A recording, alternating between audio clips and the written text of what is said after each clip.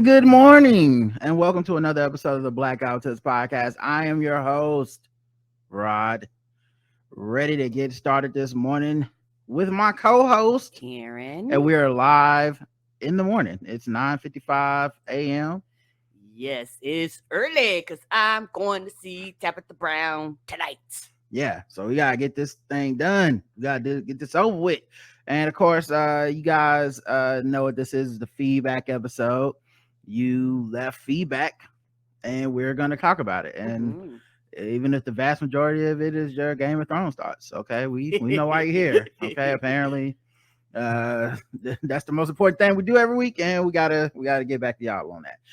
But thank you for everybody left feedback. We're gonna read your 5-star reviews as long as they're nice. We're gonna check out your comments on our website, your votes in our polls, your comments on Spotify, your comments on YouTube. Guys, your comments everywhere. Emails, voicemails. We're gonna do it all without delay. You know, that's what we do. Also, we're gonna talk about the people that took out the time to take out their wallets and to give us that guap. That's right, that money. All right, shout out to y'all. May I have your attention? You are now listening to Charlotte's Own, Rod and Karen. We welcome the good folks who tie to the black guy who tips. That's right. New day, new bread and honey, because we getting this money. Let's talk about it. Okay. Jason F, Tyrone M, Waste Bees Basura, Jasmine A, Michael Irvin, the Playmaker, Sarah B, Allison H, Mary H, Jonathan W, Stefan H, Michael F, Deborah O, Jeff M, Jonathan H, Corey B, Brian B, Marvin B. A lot of B's today. Yes, Marvin B. No relation. Michael W. Early Days of Photography. Nicole F. Mako H. Solana S. Asia D. Chriselle M. and Annie P. Thank you, everybody that took the time out to leave us the 5-star reviews. Couldn't do it without you. And y'all make it worthwhile. Play me out.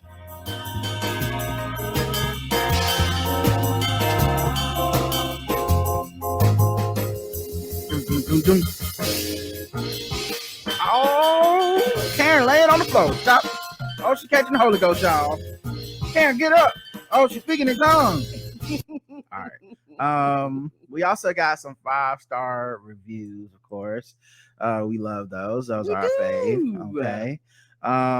We got 2 of them.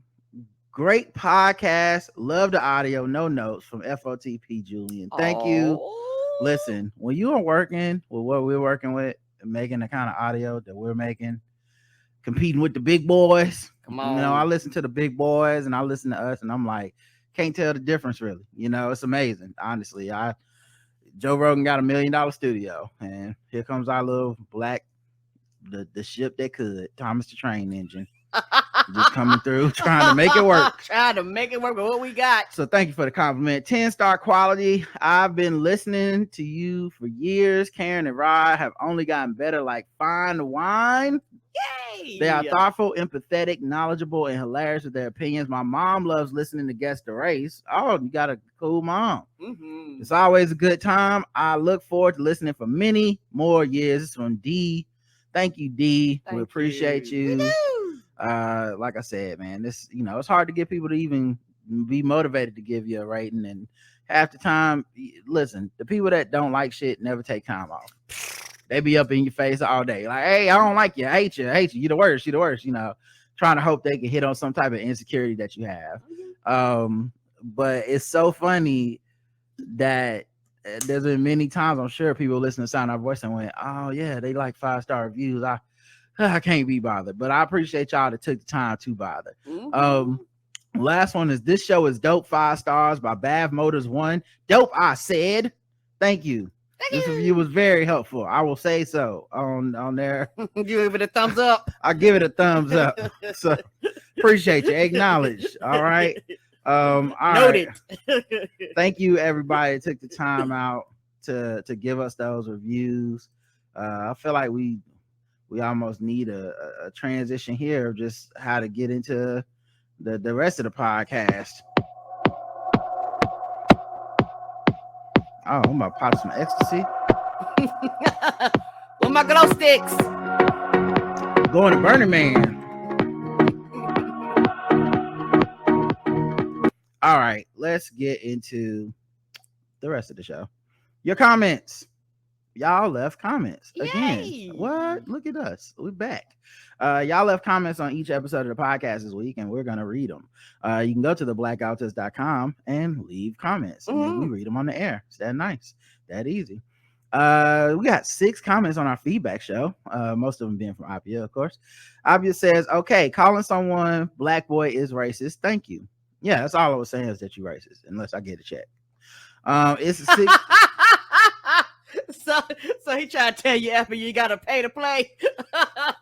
It's a 6. It's been working for Sean King. It's been working for so many other people. I just don't think why can't we get in on this white guilt? Don't fall for the trick. Don't fall for the trick. Newsflash, Karen. Okay, there's some updates about to happen. Oh shit. It's a 6-year-old boy who is black. Do you have a suggestion how to address him better? Maybe young person who seems superior. No, you don't want to say that because that's definitely going to point out that you're racist. Maybe just go by his name. Maybe say, Asiatic Black King. That's what I prefer. I've been in school for parents evening, and the kids have painted self-portraits. On the portraits, all the white kids, one Asian kid, and one black boy. See, you said Asian kid, white kid, black kid. You see what I'm saying? Who as the only kid has written his name on it. The name was, of course, Nahom. I figured it was you, Nahom, but good for you for flexing your writing skills. Young person who seems superior. Yeah, let's just go with kid. Let's just go with kid. Leave boy out of it, or Asiatic Black King. I think that's fine too. So then, remember I told her if she don't want to be racist, she need to send me some money, or I'm gonna keep calling her racist. Well, she did send me some money. She sent $19.06. Oh, now what do you think that means? $19.06, Karen. 1906. What then? When Alpha fraternity was in, like, what would that have to do with anything? No, right? Karen doesn't know. Karen don't know. No. Right. So I send you money, dear black capitalist. I hope you enjoy the $19.06. I'm thoughtful.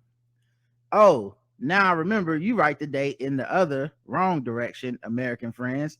1906, or as you would call it, 6/19, which is Juneteenth. Oh, okay, because you said 1906. I was like, I mean, that's what I was thinking. Is this the 1906? I know, alphas, and I started going through other histories of 1906. But yeah, it's Juneteenth. We do reverse, which I'm glad that she got it wrong, because we would only got $6.19. So thank goodness they do the dates the other way over there. I cleared like $13 extra off of that. That's what I'm talking about. Okay. Thank you, Appia. This extortion of white people is off to a good start. we already in the black. Appia says, unfortunately, I can't listen to the live show because I'm 6 hours ahead of time. When you are recording, I'm white sleeping. That's when a white person sleeps. It's like regular sleep, but more racist. Extra racist sleeping. Yeah, white sleeping. I've heard about it. If only. And mom says, hey, Rod and Karen, keep wearing your crown, King. Glad you had a fun birthday. I watched you play the movie trailer game after you posted on Facebook. It was so fun. First time watching and listening to Keith and the girl. It was such a great time, and you did amazing. Y'all really watch a lot of movies, which is why you're so good at what you do. I have to disagree with your girl, Appia. There are so many queer/gay actors that play straight. Many just don't come out professionally, but they don't hide it either. The most recent is the man who plays Anthony Bridgerton on Bridgerton. He was also on Chewing Gum. No actor wants to get pigeonholed into one type of role just because they're LGBTQ. I think it gets more attention when it's a man, but there are so many men and women who play straight roles while being queer or gay. Yeah, I think that's one of the reasons that a lot of people feel like coming out is such a big deal for actors and stuff when they're like, it's National Coming Out Day. Hey, I'm bisexual or whatever. It's such a big deal because it really can affect your acting roles and work from that point on. Not just the additional bigotry that you're gonna face, but also the additional like responsibility to represent that a lot of people instead have. of you just being you, now you have to be this other thing, right? Per the poll, I'm looking forward to seeing The Little Mermaid. I was tearing up when I saw the teaser trailer, but I did realize that my child had been spoiled in black greatness. She was not moved at all. She's had so many examples of black girl women leads. It's just par for the course. No cute reaction video for me. Yeah. Yeah, it's funny that people still doing those. Like after all this like influx of diversity, people are still doing their look at my child watching the trailer for this black thing, and the kids like, look, mommy, I'm black or whatever. It's funny because we are gonna get to a point where kids are just like, isn't everything black? What's the problem? Like, mom, you can turn the phone. Why you got the phone on? Turn your phone off. Right. We just watching the movie. It's like, but you don't notice that in this movie such and such is black. Is like, mama, I don't care. It's like things that concern us don't concern them at this time. Well, everything been black for so long, right? You got Black Panther, like there's a lot. It's like of black people shit. It's black people all throughout Star Wars now. It's black people all throughout the Marvel universe. It's black people all throughout the fucking like sci-fi. Every TV show. The fucking like, I honestly think, like I said, people say kids, but I think a lot of this is for us and our inner kids, of course. And some of y'all inner kids like to fight. Yes, they do. And so that's why y'all be on the internet fighting with these white supremacists, or even if they're just trolling you, y'all be out here giving them a lot of attention and shit, going back and forth with them. I honestly could give less than a fuck if somebody was racist about elves or whatever the fuck it is that these losers keep coming up with. I could give less than a fuck. Like, they have no power. They're losing. Right. Like, they're not affecting anything. They're not able to, the shits keep getting renewed. The budgets keep getting bigger. The actors keep getting more and more money and more roles. I don't care. Like, I'll only start caring if shit starts going backwards, where it's like, oh, this slate of Disney titles has no black people in or whatever. Correct. I love this shit. And it's not just black people, but we're black, so we always talk about that. But I'm looking, you see Asian people getting roles. You're seeing LGBTQ people get roles. You're seeing women playing the roles that men were written for men and stuff. I love this shit. It's the greatest, and I'm not gonna spend any time arguing with these dicks over it because they don't move nothing. No, they don't.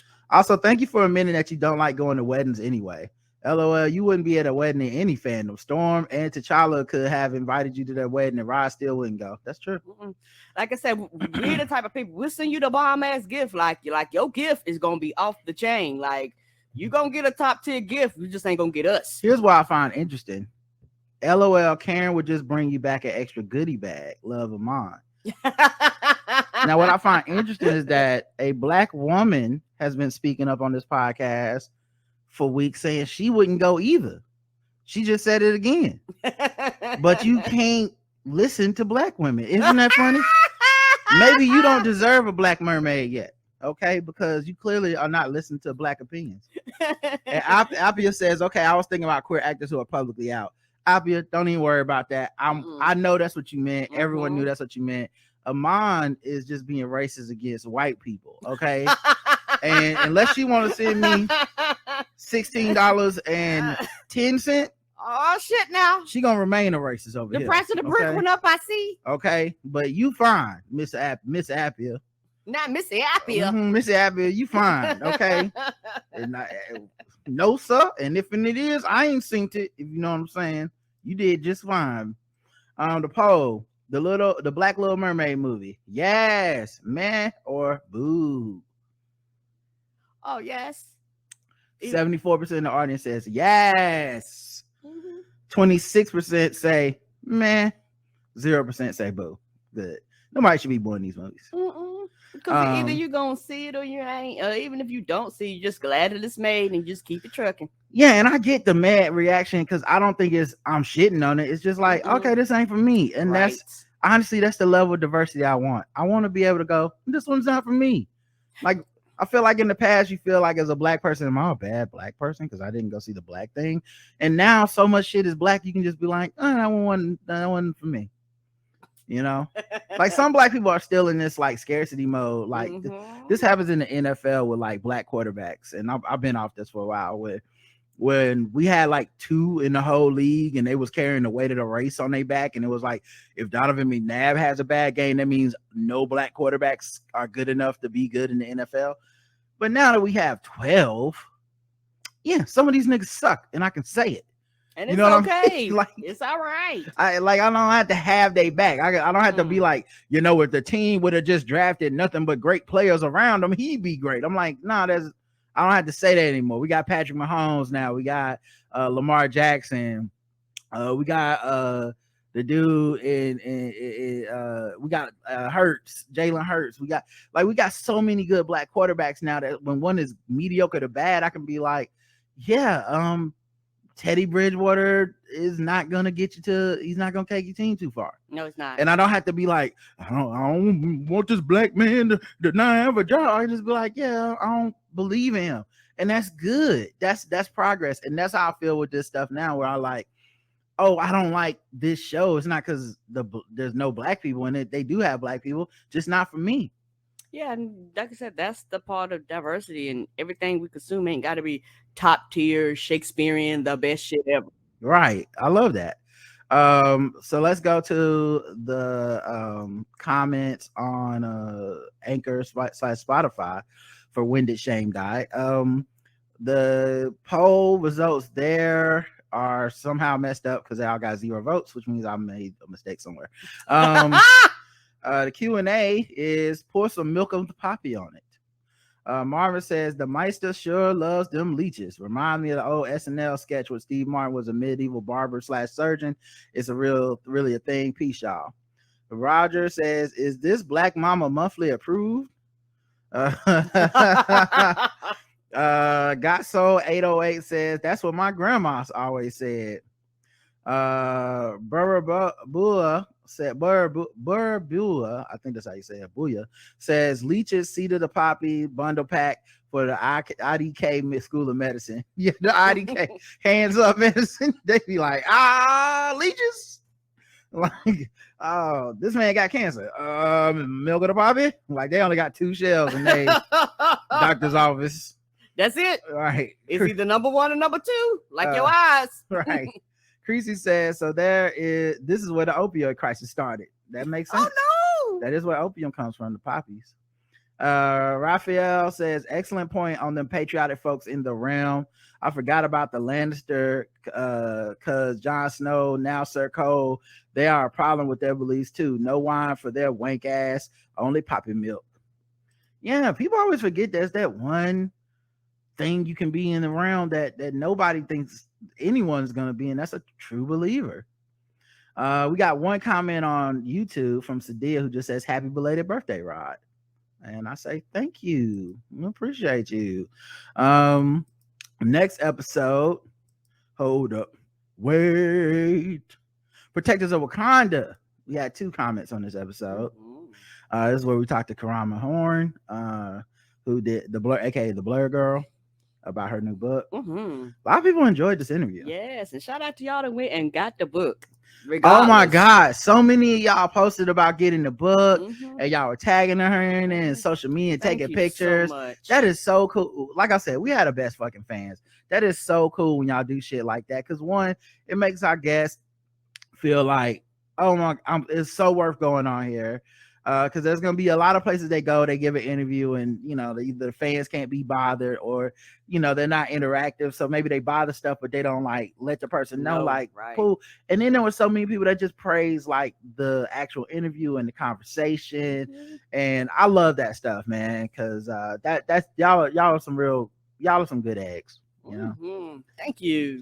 Just a dozen giant brown good eggs, you know? Yeah, and even better You than just want to crack them open and mix some paprika in there a little bit, some salt and some pepper, and maybe some parsley. You know, you just want to stir them around, and maybe put just a little dab of milk in there, and you just want to stir them around real good, and you just want to get them all whipped up, and this is where bubbles are coming up, and then you just want to fry them on the oven, you know, and you just want to sprinkle a little cheese on them good eggs, you know, and then you want to let them get a little bit kind of firm, and then you want to stir them. That's when you want to stir them. Then you start stirring them. Now you scrambling them good eggs. I and now you got all them good eggs together, okay? And then you want to take them good eggs and you just want to slide them onto your plate, and you just want to eat them up. You just want to eat all them little good eggs up. Yes, you do. Yes, you do. All right, episode 2607. Comments. Iman says, "Hey, Rod and Karen, I'm so excited that you had Karama, aka the Blurred Girl, on. I felt really emotional halfway through the episode because y'all are really my people. Growing up a nerdy black Muslim girl, I felt so lonely sometimes. I only talked to my brother about comics and anime. Not until college did I meet other black people who openly discuss all the nerdy things we were into. And not until I met my husband did I meet another nerdy black man who wasn't trying to test me on my nerd knowledge. Just love sharing with one another. I loved y'all's conversation. It really made me so happy and proud because exactly, we don't have to explain shit. Excited to get this book and read it with my daughter. Love, Iman." Oh, thank you. Thank you. And I hope you enjoy it. Like I said, I saw so many people taking pictures with it. And pictures of the pages. It's a gorgeous book, and everybody's like, "Oh, look at this! Look at this! Look at the pictures!" Joanne says, "Damn, y'all, I'm loving this interview, and I'm adding titles to my Marvel Unlimited as y'all go along. I thought I was thorough in my Black Panther knowledge, and I'm realizing I've got some holes to fill in. Keep up the good work. Can't wait to cop this novel too." Yeah, the good feedback is really cool because honestly, that interview is, to me, felt so specific, and we spent almost the whole time only talking about that. And you know, in my head as a producer, a little bit, I'm like, oh man, are we getting too specific? Are people gonna be like, you know, oh, this shit is whack, or I'm skipping this episode, I don't know what the fuck they talking about? But no, it's like this, the more specific and nerdy we got, it seemed like the more people were like, I'm either learning something or I know this thing, and I'm just happy to see people talking about it. And I love that. Yep. Because one good thing, and she even talked about it, was the fact that the book will grab everybody, and you don't have to be deep into the comics. You can actually just be like, well, I watched the movies, this book is for you. Well, I read the comics and I want some more in-depth information, this book is for you. I got a family member, a friend that loves this thing. It might not be my thing, but they will love it. This book is for them.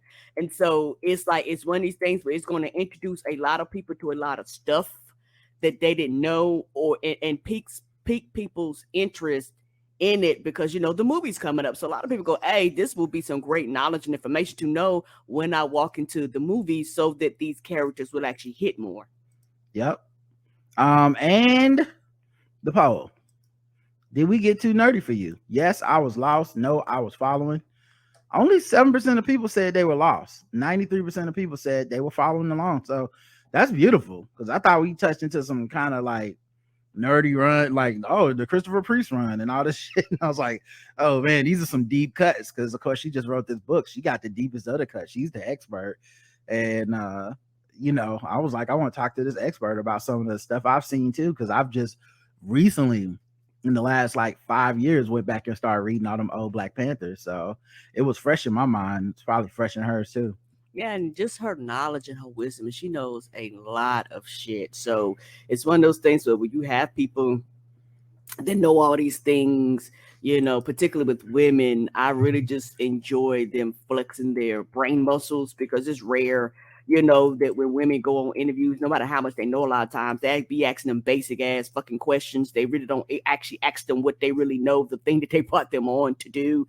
So it was just wonderful just to hear her flex a muscle and explain all these things. And even if you were lost, for a lot of people, you understood for most people Black Panther. And so for a lot of people, that was the entry point to go, well, I don't understand everything that's going on. I might not understand anything that's going on, but I do understand Black Panther. I do understand certain things. Let's get to the Anchor comments. The poll was 20% was lost and 80% was following, which makes sense because they got money. So a lot of them probably don't read comics. They didn't stay inside as kids. They probably come from generational wealth. Yeah, they're out there partying, living their best lives. So I get that. Going up the corporate ladder. Wakanda Forever was a comment Q&A. I was lost, but it was still a great interview. I will get this book 5-star interview. Gregory. Love this bonus episode of the Nerd Off, says Martin. Seriously though, I'm getting this for my daughter and waiting for the Kindle version for my tired old eyes. Great show, Wakanda Forever. Roger says Zamunda 2. James says Wakanda Forever with the emoji. White Family says this episode was for the blurs. This episode was on point. Nelson says I already put in my Amazon cart and now I gotta spend money with Black people. I gotta spend money with Black people. Thank you. Mm-hmm. Rachel says I was lost, but the explanations helped. Yeah, that's what I was worried about, was like, I hope we're explaining enough for the people listening to at least pick up the context clues and follow along. And I think we did. Yeah, hopefully people did. I think a lot of feedback was that people were able to do that. Mm-hmm. I tend to go for graphic novels and novel collections of certain runs rather than individual issues. I'm making it a point to get that damn book because now I need it. Yeah. And honestly, like a lot of times these opportunities become gateways for people to do bigger and bolder and better things. And, I think Karama's a person that we'll be seeing her name around for a long time. And I think she'll probably be doing bigger and bolder and better things over there because I really think, this is just a start for her. Yeah, and also I hope for a lot of people, them listening to this and reading to this, no matter your age, I hope that it struck, I guess, something at the inner kid to go, well, this might be something that I might be interested in, because you're never too young and you're never too old to get into comics. So, I don't want some people to think, well, that sounds interesting and it sounds cool to read, but for whatever reason, you have these things that you be like, well, I don't know. Just jump in. Just jump in, and wherever you jump in or wherever you land is going to be fun. Certain things and runs might not be for you, but at the same time, it's so much out there that anybody can become a comic book. Like I said, I was in my 20s before I first read my first comic book. Yeah. And then on YouTube, we got 5 comments on this episode. Saf Anime says, I love this episode. I'm going to buy the book, but I can feel my bank account deflating as I type because I know me and I will have to go buy all the Black Panther comics and books. Girl, you better join motherfucking Marvel Unlimited and get them shits for free. Marvel Unlimited, dog. Hey, shop smart, not hard. Okay. David W says, D White here from Italy. This is the first time I'm physically commenting on an episode. Hopefully I can make comments consistently because I co-sign a comment when listening all the time. I don't think I'll ever get on Appia's level though. Well, you can't, okay? Because she's just a good ally, just a good solid earth person, and ally. And not racist at all. Appia out here outworking all of y'all. Okay, not racist at all is what I have to say. Okay. I'm not gonna say she outworking all the hard working Black people that listen to the show. I'm not gonna say something as ridiculous as what Karen just said, but she is not racist, is what I will say. Y'all know what I meant. For another $20, I say she outworking y'all there. But right now, she's just not racist. Y'all know what I meant. Karen, the game is to be sold, not told. Stop giving away. She lives in the future. That's why she's able to put the first comments. Stop giving away. You see, this is why you don't get no money. You give it away for free trying to be nice. No, you got to pay me. This episode was mind-blowing. I'm really a casual when it comes to this deep blur stuff. This episode was informative, interesting, exciting. Congrats, Karama. Definitely bought a book. Will buy more as gifts because 1, Black, and 2, I'm really invested now. I don't know if I'm gonna get the you deep in this and no comment from fans, but it's just sounds exciting. I want to be in these fan fiction streets. Great episode and interaction as always, Rod and Karen. Well, I tell y'all this. I was the audience for a lot of people because there's some of those things I knew they was talking about. Some of the things I had no idea, but I could still follow. I understood the concepts.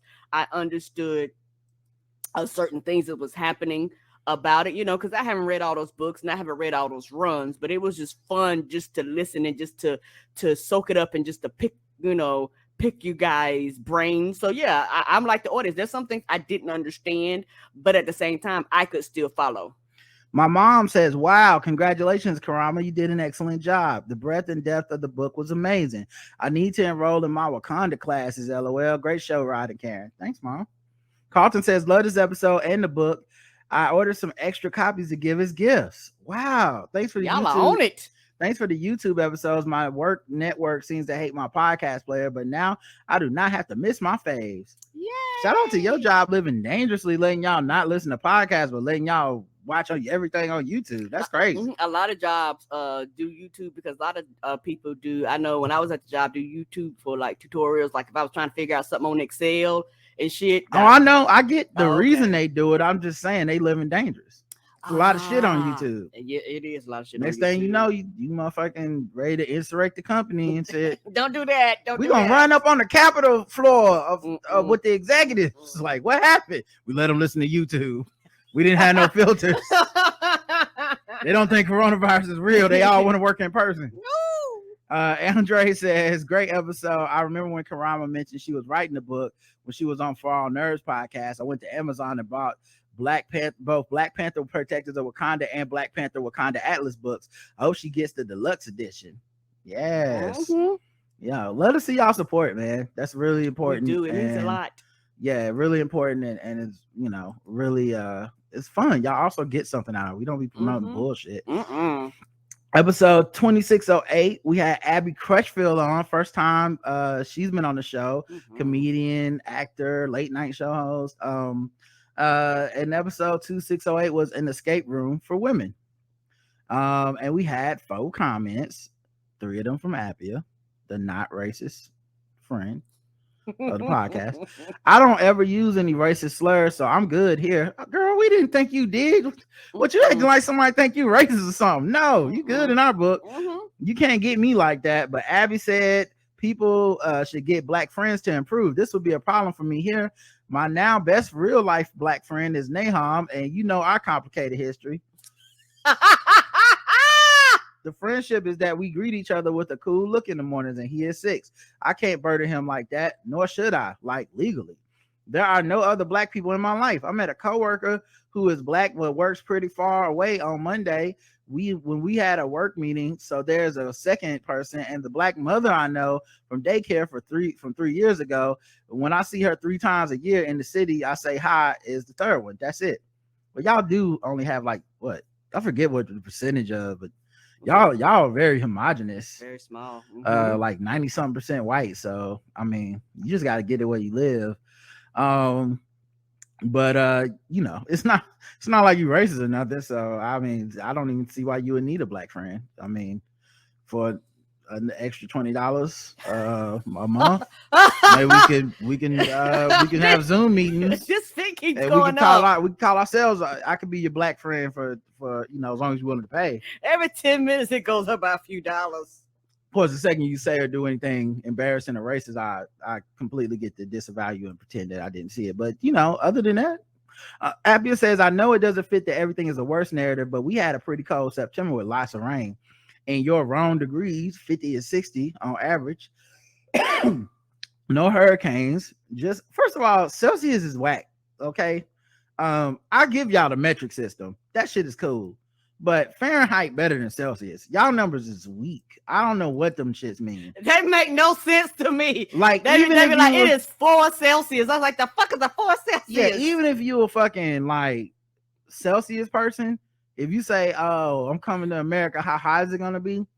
And I say 80 degrees, you like, that's fucking hot. Cause that would be super hot in Celsius. You see what I'm saying? But with Celsius, y'all be like, it's 16 degrees. I'm like, is that a coat? Is that a shorts? What the fuck is 16? I know what 16 degrees mean to me. That shit is cold, but 16 degrees could be 102. I don't know. I give y'all everything else, but the Celsius shit is that shit not cool. Like you want numbers that go up high. Yeah, them numbers too low. You know, like we know global warming is real because we be saying shit like it's 100 degrees a day. It's like that's global warming. Yes, that shit is triple digits. Come on, 3 Celsius, digits. it's 17. Like that don't mean nothing. No hurricanes, just good boring rain. Most rain in 2 years in a month. The rivers have a normal volume again. Of course, that's not the news that sells. After an extremely hot summer, the world here looks green. Well, all I can say here is we did just get a hurricane, and 12,000 people within our county don't have power. Luckily, we're not among them, which is why you're hearing this. But I went outside yesterday to go to the store, and a couple trees in my apartment complex was ripped to shreds. They had roads blocked. It was terrible. Restaurants was closed. They was like, we're not going nowhere.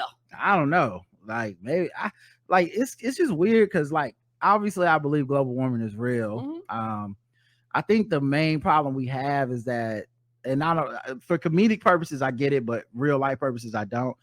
We keep trying to micro prove global warming with every weather event. Right. As opposed to the macro, like scientists are saying over this much time, the earth has been heating up, and it is as we are putting more stuff into the ozone layer and the atmosphere. But instead, we keep being like, it was a hurricane this week, global warming. It was snowing, global warming. It was raining, global warming. And I get why people, would be like, you can't just say, it's global warming because like, they feel like you can just explain that shit away. Like, oh, it just rained hard. Sometimes it rains hard. And you're like, it's been raining hard a lot more over the last 30 years than it was, blah, blah, blah. I think that's where we get into the global warming thing.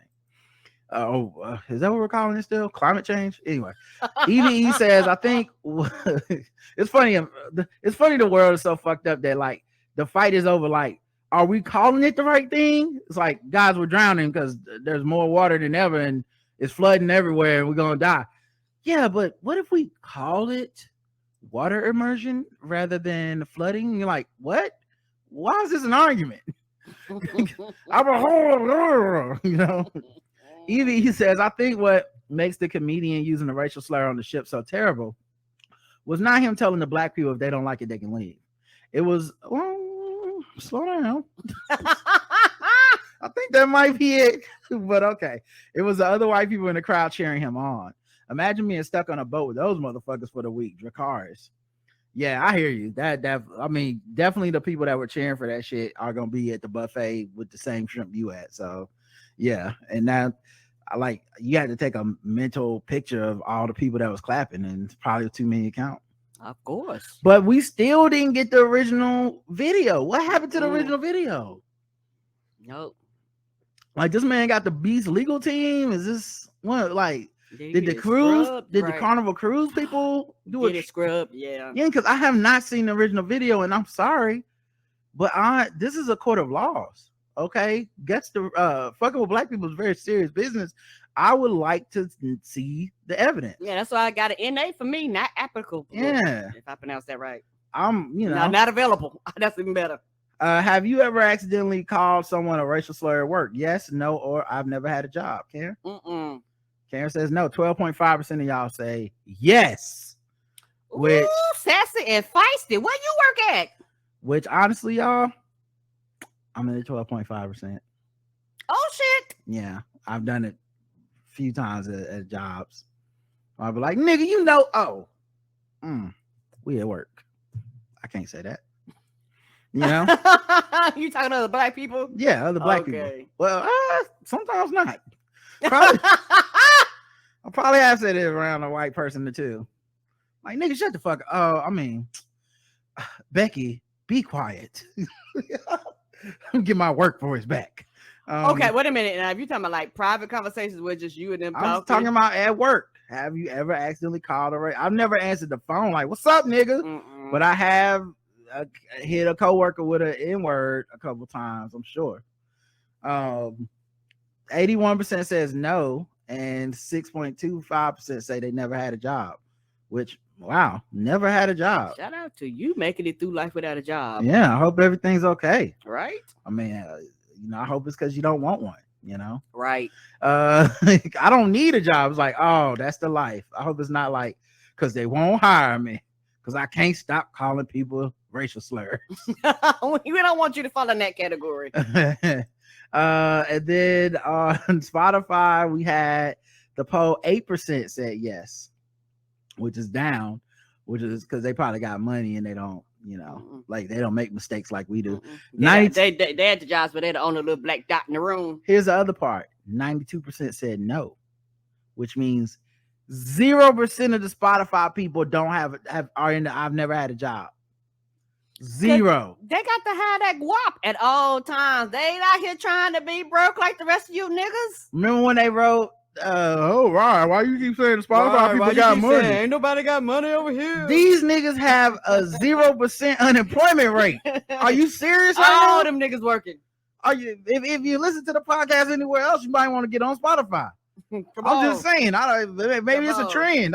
Your credit will go up as soon as you join. Get off of LinkedIn and motherfucking and all the hiring apps and get on fucking Spotify apparently because you 100% guaranteed to have a job. Yes. If you ain't got no job, join. Your job is on the way. Yeah. Fuckmonster.com. Spotify. We are past kneeling is what the comment was. Nelson says, I felt exactly what Jay-Z was saying the first time around. Are we going to get caught solely on symbolism and virtue signaling, or will there be actionable change? Keisha says, I'm 50 years old. If I kneel, I'm staying kneel. Aaron says, so we getting the Rihanna album before the Super Bowl? She'll need a new song to perform. I told y'all it's going to be a 50 Savage display. And the model's gonna be walking up and down the thing. She gonna be singing, and at the end it's gonna be like, go to Fenty.com, and I'm gonna take my credit card out and purchase everything. I choose to believe, y'all. I think we're getting some new music. Absolutely, at least a new single. But I think she wouldn't be doing this if she ain't had new music coming. Okay. Jane says they NFL are past kneeling and moving toward massaging Deshaun Watson. Ugh. No. Oh no, not that kind of kneeling. Mm-hmm. And then we have the comments on YouTube. We got a couple. This is from White Label American Podcast. Abby was a delight. I hope to catch her one day in the city. About the poll, I already voted. I don't know if this counts as a slur, but back when I was stationed in the Middle East, I didn't know that we all had been pronouncing my supervisor's name wrong until his buddy came to the office asking for him, and my know-it-all self tried to correct the person saying his name right until he came and calmed me down. Later, he told me that his buddy was right, and he had gotten tired of teaching people how to say his name, hence the pronunciation that I was used to. I felt so embarrassed, and I offered an apology to his buddy the next time I saw him. With that in mind, I voted yes, because until that moment, I didn't think it had dawned upon me how many times I may have offended people unknowingly or unintentionally. I know that is not the same category as nigga, but I can't tell you how people from other cultures may have felt by my words. So yeah.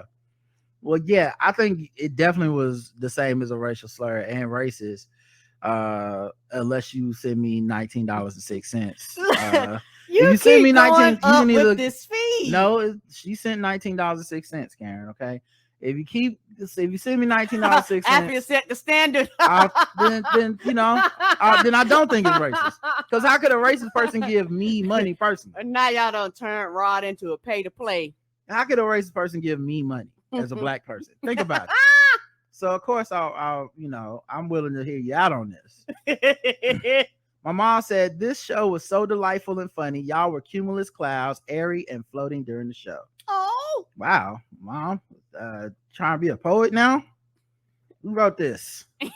Toni Morrison, right? I love that description. Cumulus clouds, airy and floating during the show. Thank you. And yeah, Abby was such a delight and so fun, and we had such a great time with her. And hopefully we can have her back as well, because I think the audience had a good time watching this and everything. Mm-hmm. All right, let's get to the last episode of the week, the one that y'all always are here for. It is, of course, our Game of Thrones recap, our House of the Dragon recap. Episode 2609, Sir Harwin Breakbacks. Now this was interesting because when we uploaded this, Spotify and Anchor were having issues, and for the first like half of the day, nobody could get the shit to play really.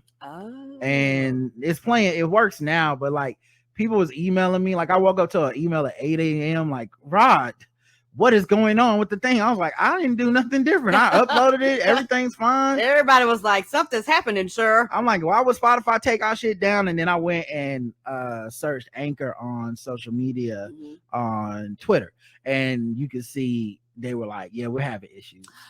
Okay, right. So you know it wasn't just us. Yeah, a bunch of people was hitting them up like, why the fuck is my podcast down? I was like, oh, I'm scared. They was angry. Yeah. I'm like, I'm not with them, but also why is my podcast down? I'm not gonna curse at y'all.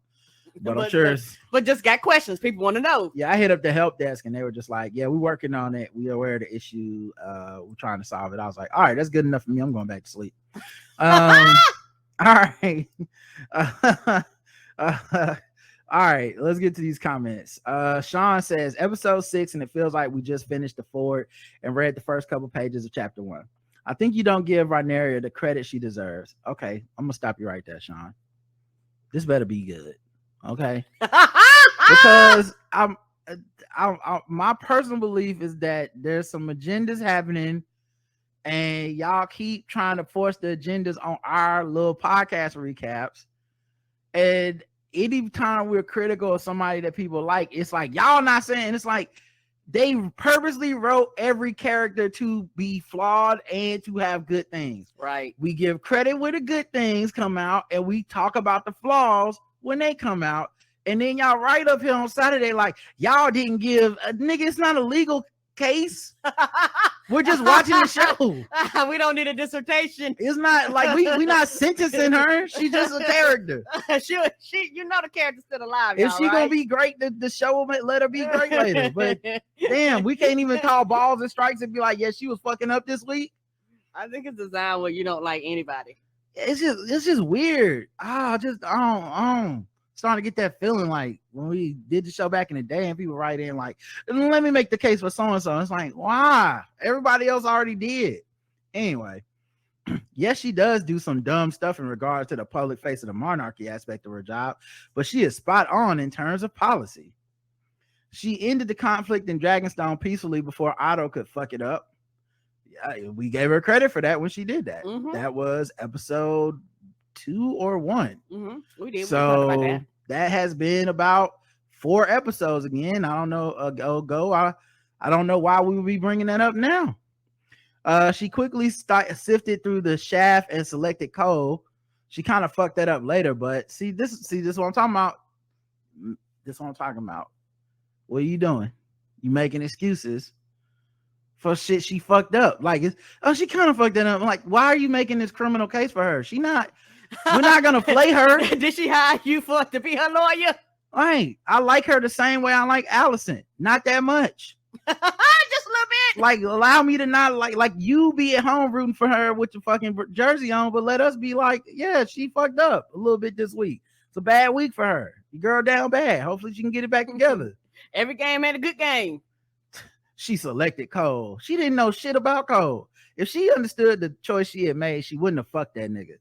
You know, because he was like, that's the thing that I find interesting is the people like, he's an incel. And it's like, first of all, everybody was an incel in this era of whatever the fuck. There's no feminist men on the show.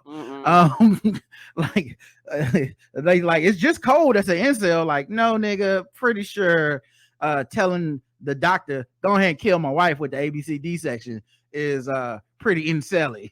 You know, nobody can be on the throne but a man. I'm gonna fuck my niece so that she has to marry me, and then I'll really be the king. There's no that insult is not what y'all think it is. But what I find interesting is that as a careful person would have figured out what kind of dude Cole was to see if he was down, but she was 17, she's a kid. She didn't even think about that shit. She didn't even think there was a possibility this motherfucker was gonna take it serious, because she don't take being queen, she don't take it that serious. No, and you know, it's one of those things where if she would have quote unquote been strategically thinking, she wouldn't even have picked him. She'd have picked one of the houses that they have these good standing relationships with. Yeah. To kind of keep, or just you pick a nigga that will do some dirt. Like right. he not that guy. He was my princess. No, I don't know. As soon as he said that, she should get the fuck out of my room, man. Like you're not built for this life. But she was 17, Yeah, she's a kid. She came up with a reasonable solution to the marriage situation that would have worked if Kristen and Lenore hadn't been such pig-headed idiots. What did Lenore do that was wrong?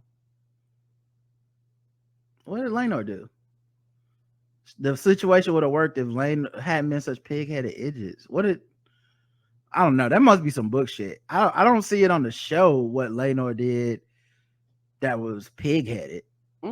Like, oh man, don't write up here like this no more. Okay, this is not fun for me. Like, keep the agendas on y'all side, man. Yeah, like, go argue with them niggas online. I don't. Yeah, I had to be like this. I don't care, because this kind of feels like the Arya thing, where like everyone on the other side of her storyline has to be bad because she has to be good, and it's like, and of course they wrote that character a lot more like that, but still, it's like. It's not fun to me to view the show with this shit. This is for less of recaps. It's not fun and it's not enjoyable for us. And not, I'm not trying to be funny. I enjoy everybody writing in, but y'all know what? This show's about us. Yeah. And so, you're talking about things that we didn't argue with you about. We're not out here, quote unquote, making these cases. We watch a show, we enjoy it, and we review at the end, nigga. In this episode, she sees the best way to end the dispute is to ignore the nobles and listen to the peasants. Okay, that means nothing to me. That also she sees it that way because it's so fucked up. She fucked up so much she has to leave. Because the thing is with the time skips and there being 10 years, there's a lot of stuff that has to be inferred. Now look, the book readers may have a background, but the show I feel like is giving us the loose, like the important strings, and then you do the work backwards. And the main thing I took from this episode was, for at least the last 10 years, she's been derelict as far as trying to produce heirs. She's been basically throwing it in her face. She knows her dad in their face. She knows her dad got her back. So she's like, I'm going to just do whatever the fuck I want to do. And now it's time for the bill is coming due. People are starting to notice. And Harwin essentially confirmed he was her baby daddy by beating up Kristen. Which is still one of my issues with this series, is that I feel like they didn't do the work of telling us why Kristen was spared and why it's okay that he's still what is it about the Kingsguard that makes him so immune that he could literally kill the knight that came in the entourage for the wedding, and there's not gonna ever be brought up again. Consequences, right? In that 10 years, like, was there a trial? Was there something? I wish they would have gave us something, and I think that's where the time skips may hurt the show, because there's gonna be details like that I think could have been fleshed out that are interesting, and unless they do some type of Game of Thrones flashback into them 10 years, which technically they could do because they chose different actors to play the role, so they could technically be like, in season 2 we're going to show this time but they've never done that before, really. So I'm a little that kind of thing bothers me a little bit, not enough to make me not like the series or stop watching, but just enough to be like, okay, y'all playing a little loose with the details. But because of that, maybe there's shit that people know from the book history and lore that they're like, oh, and this is what happened with that. I don't want people writing in and telling us that shit. Right. I only want to talk about the show. But according to the show, she fucked up so bad she had to get the fuck out, and basically is all but relenting her claim to the throne by going to Dragonstone. That's not because she wanted that. She woke up that morning thinking, I'm gonna just keep cruising through this shit the whole way. And Allison and Kristen basically called her bluff by having Harwin attack Kristen. So yeah, so it's about to get ugly. It's about to get real ugly. It's gonna be interesting what they do tomorrow, because like it's gonna be shit gonna blow up. But that being said, we've given her credit for everything you brought up that we agree with. Some of the shit is just fluff. This You know, she picked Cole. Like that has nothing to do with nothing. If anything, that's her number one enemy. So she fucked that one up bad. Yes, she did. But yeah, there's a bunch of policy stuff that we gave her credit for. You know, even in that meeting when she brings up the we didn't protect what show y'all listening to? Policy, she's quite astute. In terms of being the public face of the monarchy, not so much. Do I think she would make a better queen than her father was a king? Yes. Do I think her competence is enough to stave off rumors and misogyny? No. Yeah, I mean, that's the thing, is like, she's flawed in that if she takes, I think they've written everybody that if they take the throne, there will be a contingent of people like, nah, fuck that. All right. And that's the best way to write the show. I don't think there should be this person should be the king or the queen and nobody would challenge it. What kind of fucking show would that be? I want a show where everyone has a reason to be like, fuck that person, you know? Or every character has people who are like, fuck that person. That's a good show. So, and regardless of who gets the throne, there's going to be a problem, which is the best way to write the show. Yeah, like, come on now. All right, let's get to the next comment.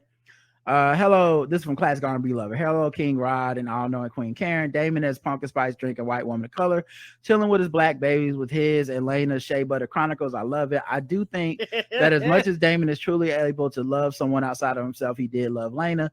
You can see that the way he smiles when she enters the room, that does speak of feeling it is only a marriage of convenience. Yeah, I mean, well, we also have proof, right? The bronze bitch, you know, marriage of political arrangement, we see how he was towards her. Very acrimonious, very mean-spirited, and I mean, and antagonistic, right? Yeah, he killed her. He was terrible. So we see that. And in this case, when it comes to Lena, I mean, you see the touching her belly and the you know, talking with the daughter. It's a softness to him. Yeah. Yes, he softened. I agree that the issue of his clear preference for Bela needs to be explained. Yeah, I don't get why. I know they brought it up for a reason, but they didn't really give me a reason why. Maybe it's the dragon thing, but I would have liked a little something. Or maybe they would just leave it at child most like him as his favorite. I agree with Karen. I don't think it's the lack of a dragon. I think Vagar is female. That scene between her and Lena was so powerful. You could tell having to do it broke Vagar's heart. Also, Karen is right. You could see Lena turning and looking over as the doctor pulls Damon to the side. So she at least suspected, if not outright knew.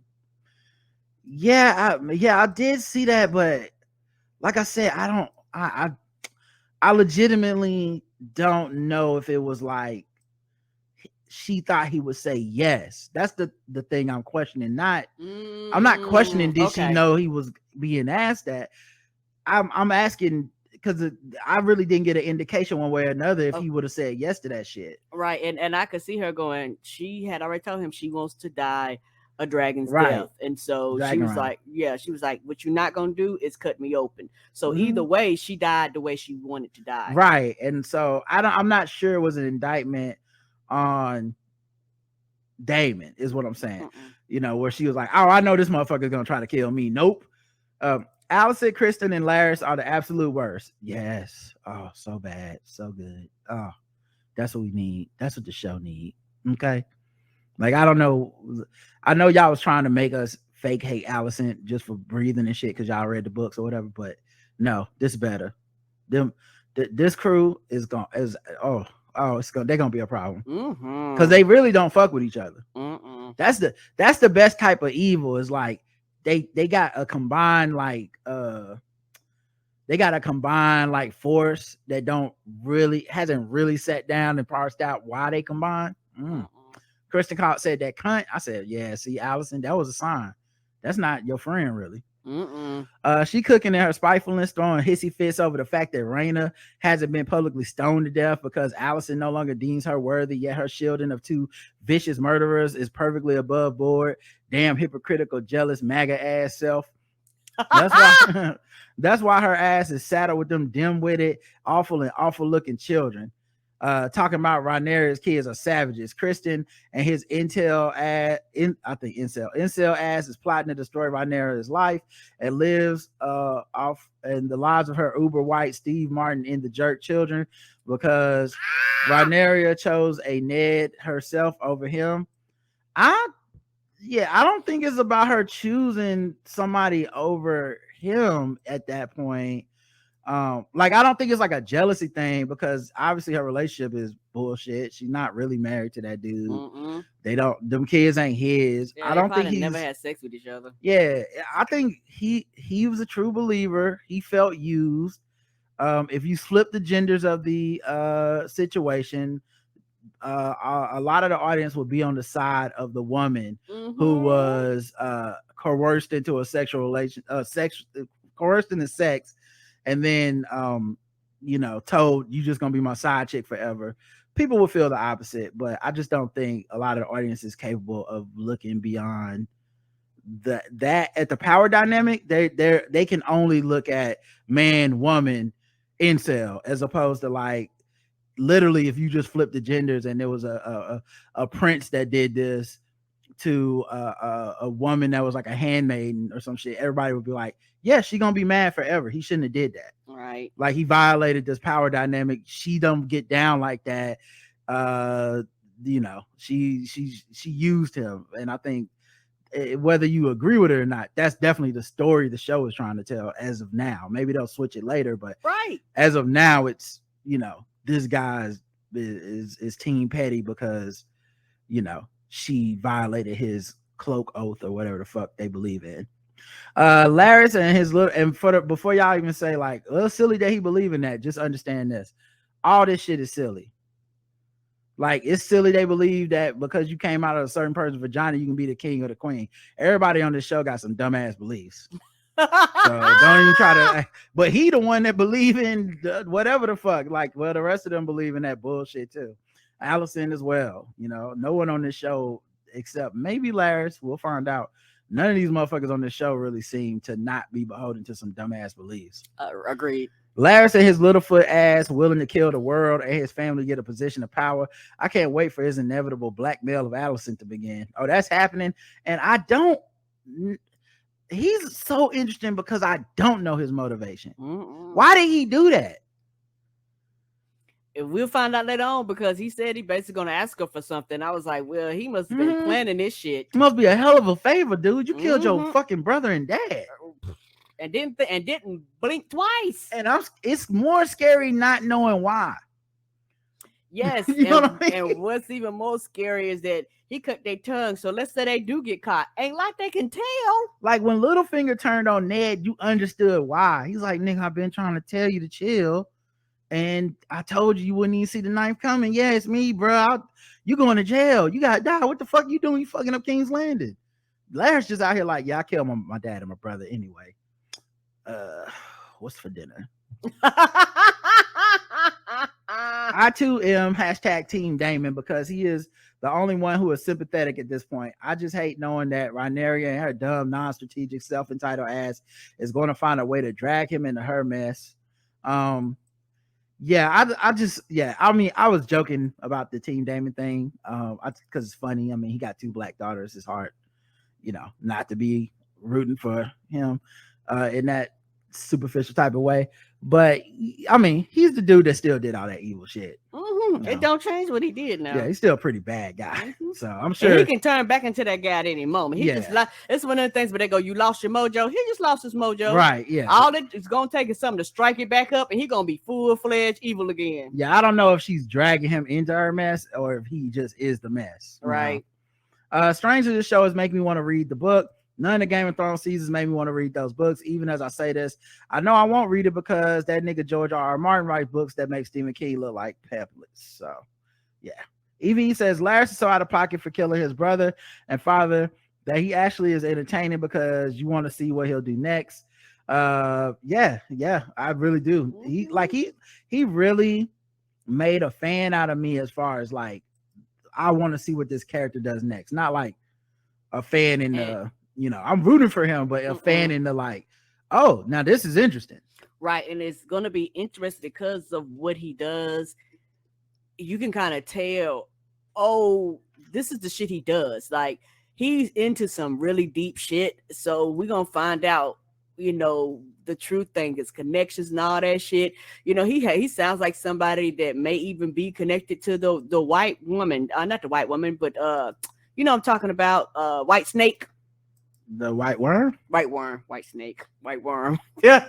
You know, so who knows how deep it goes? You know, I'm just speculating, like I don't know. But because you going, oh, you that do dirt nigga, so ain't no telling how far your reach goes. People have so much hate towards Allison, but she's a puppet. Ray makes so many dumb decisions that I can't get behind. But I think the biggest villain, in my opinion, is bitch ass Kristen.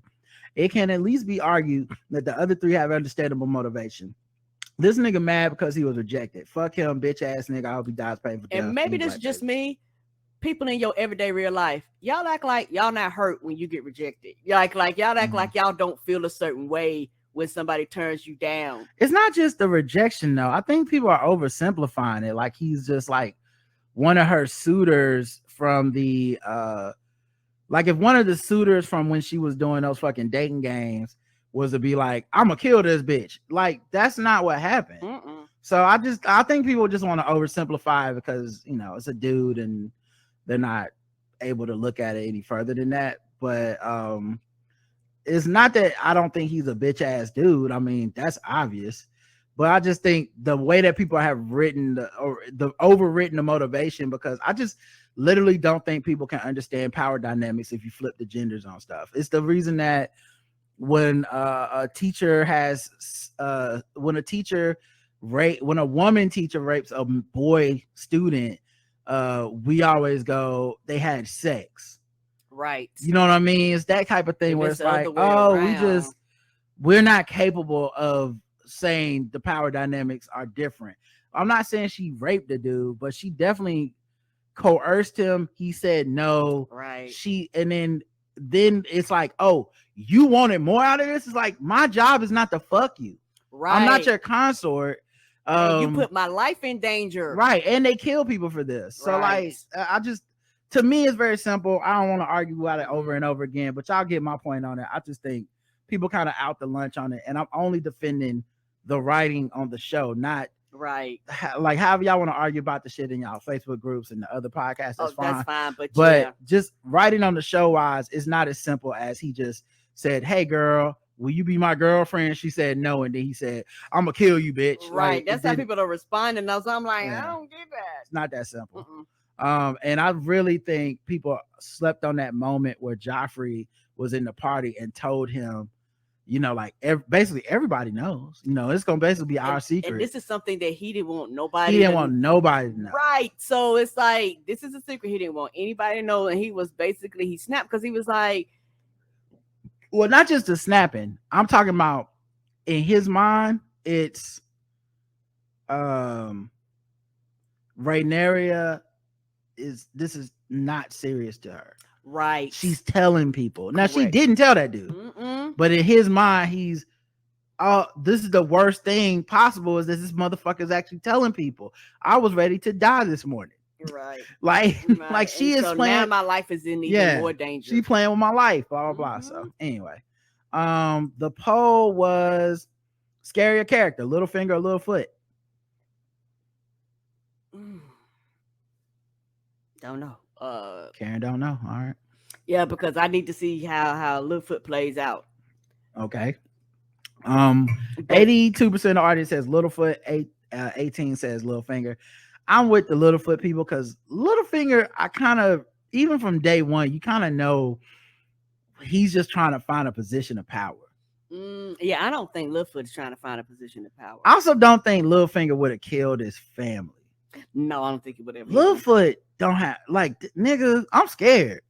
What is wrong with you? Like that look on Allison's face that he's revealed it and she realized she had let her bitterness blind her to the people around her.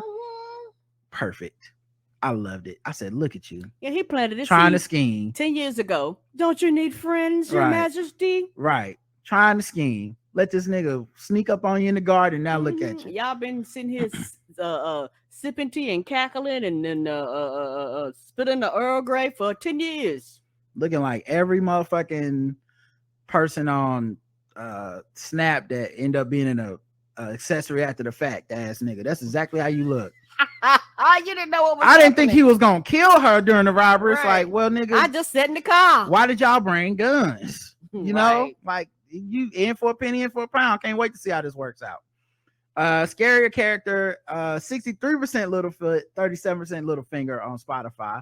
And then the Q&A, someone teach Damon to braid. Oh heavens, Kevin says, first Kylane says, it didn't click until Rob mentioned that Laynor pulled an Adam Levine. I had to comment after a hearty laugh. Thank you. Oh heavens, Kevin says, so dope that Lady Lena got the dragon she asked the king about as a child. I hope they get into how that bond happened. I'm so curious about the logistics of dragons and dragon riders. Also, Ray is messy. I'm curious about it too, because they're always breaking rules on Game of Thrones. They do this all the time. It's like a dragon is bonded with you to his birth. And you're like, damn, I guess homeboy ain't gonna get a dragon. Oh, you can bond with a dragon anytime. I mean, you can be 27. You're like, wait, what? You know, like they do that all the time. You need to fight to the death. Oh no, Tyrion's gonna get killed, but you can choose a champion to fight on your behalf, so you don't have to necessarily fight. You're like, wait, what? Why don't y'all start with that?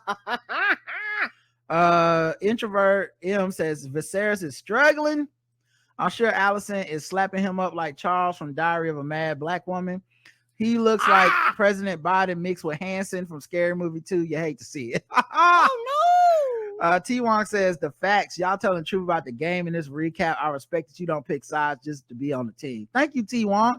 Mm-hmm. I wish people would respect that when they write in, man. Right. And it's stop making the case for your little. This ain't a court of law. We just want to have fun. Right. And it's also one of the things too. We enjoy the feedback, and we actually enjoy people writing in. We enjoy the interaction. And like it has been a very positive experience. But it's like for some people that don't realize, it's like we don't want to argue with you. It's like I just don't want to get caught up in what these other shows do. Like that's a whole other thing with Game of Thrones that other people do. Correct. And that's their fun. Yes, that's their fun. I'm just trying to get people to understand our fun. Our fun isn't, guys, let me make a case every week for this. I hate show recaps that do that. Mm-hmm. I hated all the Insecure TV show recaps that was Team Lawrence or Team East. I thought it was so fucking stupid. Me too. And they missed the point of all the goddamn of what the show is about.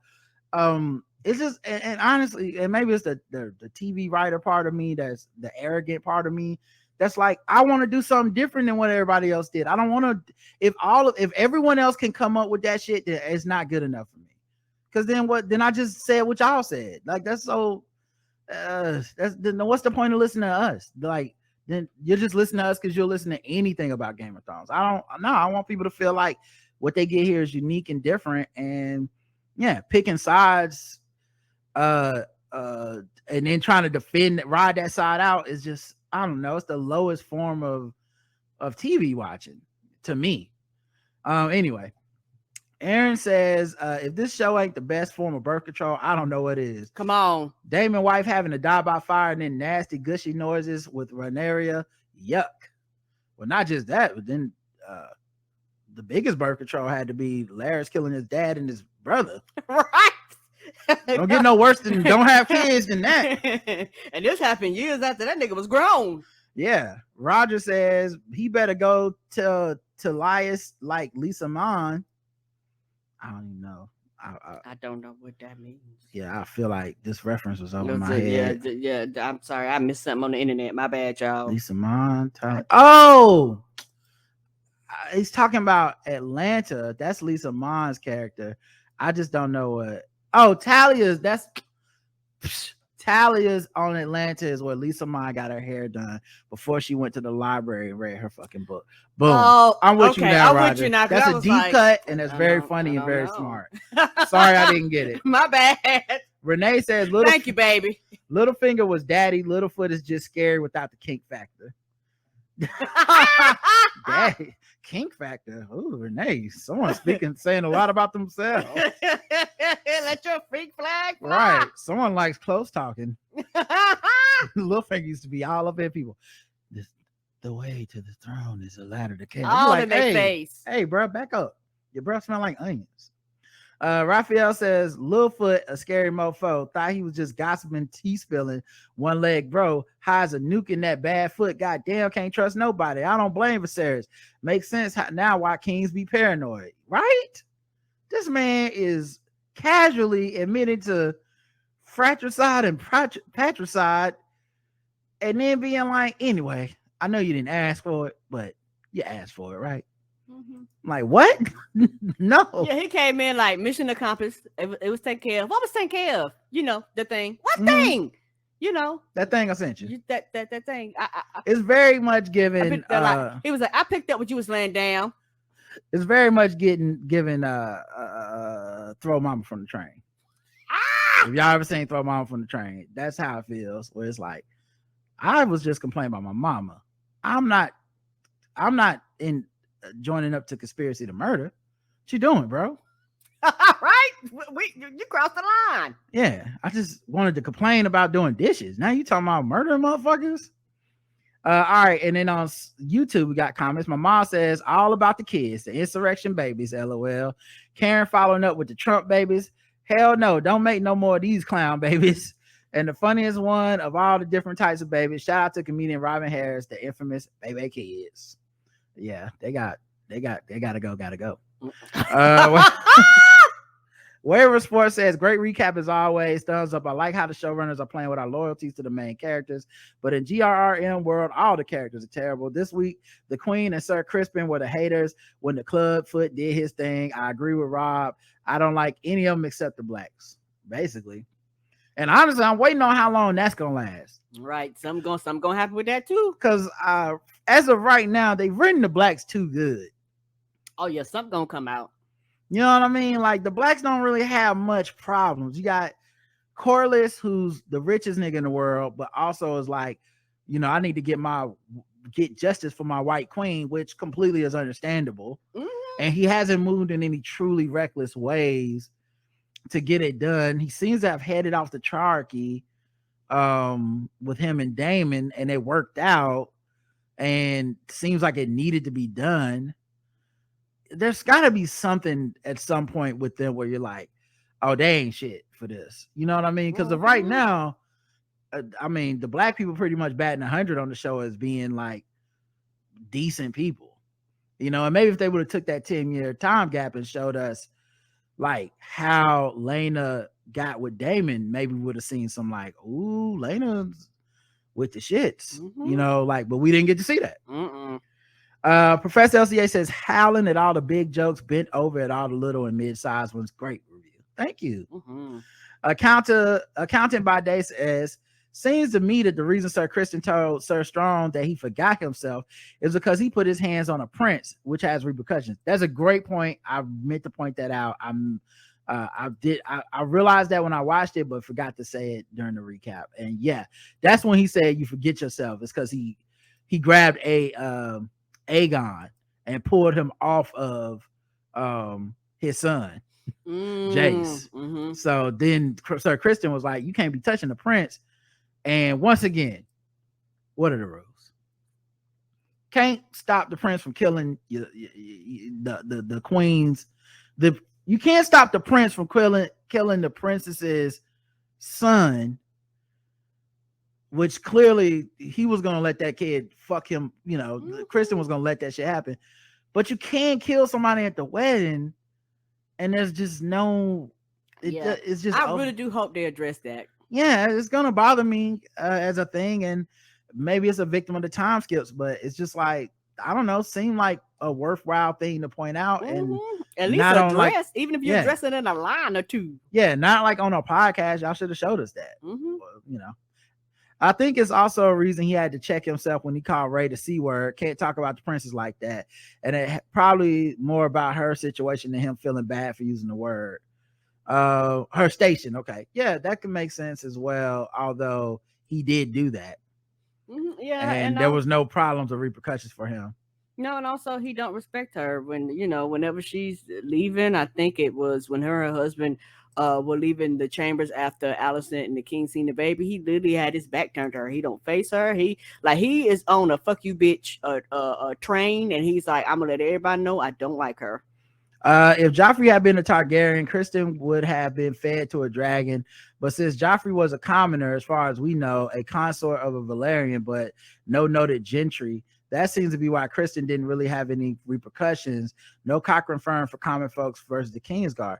But here's the thing: Joffrey was also a knight. He walked in the wedding entourage of the Valerians, I don't buy that. Or at least if I need more from the show to tell me why that's okay. All right, you need to explain. I think the show didn't do the work, and now we got to come up with reasons to make it work. Which, I mean, you know, I understand, but they didn't pick a reason. We are making up a reason why you can just murder a motherfucker. And keep in mind, he was going to kill himself. So, like, that's another thing the show showed us, that whatever he had done was so serious, he felt the need to kill himself. So, yeah, I need more. I just Allison just saying Sir Kristen is not enough for me to be like, oh, I can figure out what happened from there. This notion of common versus royalty is also to also play into Rhaenyra and Allison's difficulty. Allison has always had to play her role, and now coming into royalty, she resents in part the way that Ray has refused to follow any some blank. Ray has always been entitled because of Allison's son. As Allison's son has shown you, the king's children have wide latitude. Well, that's absolutely true. Yeah, I guarantee you that's the real heart of that beef is Allison laid up under that old ass man doing her duty for the realm. A duty she was put up to by her fucking father. Right, you out here living a fucking hot girl life, and chosen by that man with really no true say in the matter. And she's felt like I put in the fucking sweat equity. Yes, sir. And this girl doesn't take any of this seriously, and she just out here fucking whoever and having babies by whoever. And over the 10 years, she's clearly grown bitter, and it's like fuck her. Right. Not saying that's right, but that clearly, like, her motivation to me seems much clearer than like Laris even. Right. You know. But aside from the royalty angle, that woman angle is a trip. This is a flip on Game of Thrones where all the Baratheon kids were bastards per se because they all were actually blonde Lannisters. Here we have a bunch of dark-headed kids where they should be blonde and mixed. There you had a bunch of blonde-headed kids that should have been raven-haired, but Ray bears the weight of this in a way that Robert did not. Well, another reason, well, that obviously that being because she's a woman, but also Robert wouldn't have been the one to bear the weight of that. That would have been Cersei. If you really want to parse that analogy out, Robert should have been the one like, I'm gonna kill Cersei because she won't have my kids. She keeps having kids with her brother. They not mine, and this bitch gotta go. But Rob didn't even give a fuck. Nope, he did not care. Yeah, he's like, I'm fucking chicks on the side all over the place. I don't care. So yeah, I think that analogy doesn't quite come the same. But obviously, the other thing is in this case, it would have been Ray.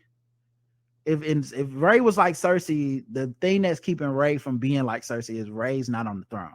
Right. Like Cersei was like, I'm married to the king died. I'm taking this motherfucking throne. Don't give a fuck what y'all rules say. Yeah, like and possession is 9/10 of the law. Y'all gonna get down to lay down. And I think Ray, I could see a situation where because of the choices Ray has made, if she got the throne, and you know, somehow like her dad died and she became the heir apparent, and she was able to get to that throne, I could see her being like, well, I gotta fight on this lie. Like, these motherfucking kids, y'all gonna treat them as legitimate. Yep. And if that means some people gotta die, if that means I gotta lessen the choices by killing some people, so be it. Because so Otto gonna end up being right. I can see it. Like I said, I'm not saying, like, I don't think she's quote unquote evil like that. I just think the realm is so fucked up. It could, like, yeah, that it could be like you said, where Otto said she wouldn't have a choice. I could see that. Where people just demand certain things and they just keep talking about how you don't supposed to be there. Aegon, not because it's like, fuck that nigga, kill the mama or kill Aegon or kill the brother. Like, I could see her be like, just kill them all. I was watching something about Japan and the feudal lords of Japan, and one of the things that happened was like there would be like a lord that like took over a certain thing or whatever, and if someone else had a birthright to it, a claim to it, they could be a kid, by the way, like they they couldn't technically take the throne, and they would exile that kid, and then eventually people would rally behind that kid anyway. Like, no, you the true king. Like go find them, and they would go fight wars on behalf of the fucking kid. Even though the kid ain't asking for war, the family don't want war. They just trying to survive, and they like, nope. And so some feudal lords was like, I'm just gonna go kill this motherfucker. Like, I'm gonna kill the kid. I'm gonna kill their family, because then y'all won't be able to challenge my right as the like daimyo of this district. Y'all don't have a choice. And so I can I don't know if the show's gonna write towards that, but I can see pulling from history or examples in the past of this whole you never leave a motherfucker with a claim to the throne alive. You just kill him, and then you just move the fuck on, so that you don't have to even worry about an uprising, because the people could uprise based on the idea of them, even if they don't want to challenge you. And so now that's how you get into this point of, I gotta be proactive. If I take the throne, I gotta exile this person. I gotta kill this person. Because I have to think of the challenges that may come, not just the challenges that are going to come. If I'm waiting for Aegon to go, I want a birthright to the throne, it's too late. I should have killed him already. Anyway, I'm not saying they should do that. But, Ian Harmon says, hey guys, love the recap. You always have me cracking up. Thank you. David says, here again, tuning in from Italy. Man, what an episode, and what an even better recap. Thanks for unpacking everything, because these last 2 episodes got the pressure cooker about to blow. I hate everyone right now, and I love it. Damon actually moving up the ranks. The craziest highlight was Littlefoot getting them NDAs. Yeah, them NTAs is taking them tongues out. But yeah, great episode as always. One thing I've noticed is now the adult characters are really living up to all the things the adults told them as kids, right? And how Damon said you can do what you want, and her aunt saying she'll never be queen. Yeah, I guess they did absorb those lessons, I guess, good and bad, because Rhaenyra does operate very much like Damon said. Once you get power, you can do whatever you want, and she has been doing that. And her aunt saying she'll never be queen. She has been operating like she'll never be queen, in a way. Like, how reckless she moving is very much like, y'all ain't gonna give me this job anyway. So I'm a half-ass it. Or how Allison's Cersei vibe, dad told her to protect her kids, etc. But according to the book, I want to say that just kidding, don't block me. Ha ha, great show, guys. Can't wait for the next episode, next recap. Thanks. And Saf says, y'all had a lot to say. I want to start off by saying that I never thought Damon was impotent like some people. I thought it was stress. Every episode we had seen him in up until this one, he was stressed out. But once he was removed from all that BS, he was able to relax and perform to bring forth some kids. I also think his problem with his second daughter is that he wanted her to be a boy. This is just me, but I think his closeness with Rhaenyra made him accepting of having the firstborn girl. But the way things are there, he still wants a boy because he believes in males being the heir. I knew his wife Lena was going to die when she first mentioned going out of Dragon Rider's death. The whole birthing scene, I knew what was going to happen, and I don't believe Damon would have made the same choice his brother did. That scene was so sad with her and her dragon. Y'all had me tearing up just talking about it. Yeah, it's interesting because I thought a lot of people were affected by that scene. I thought it was a pretty sad scene.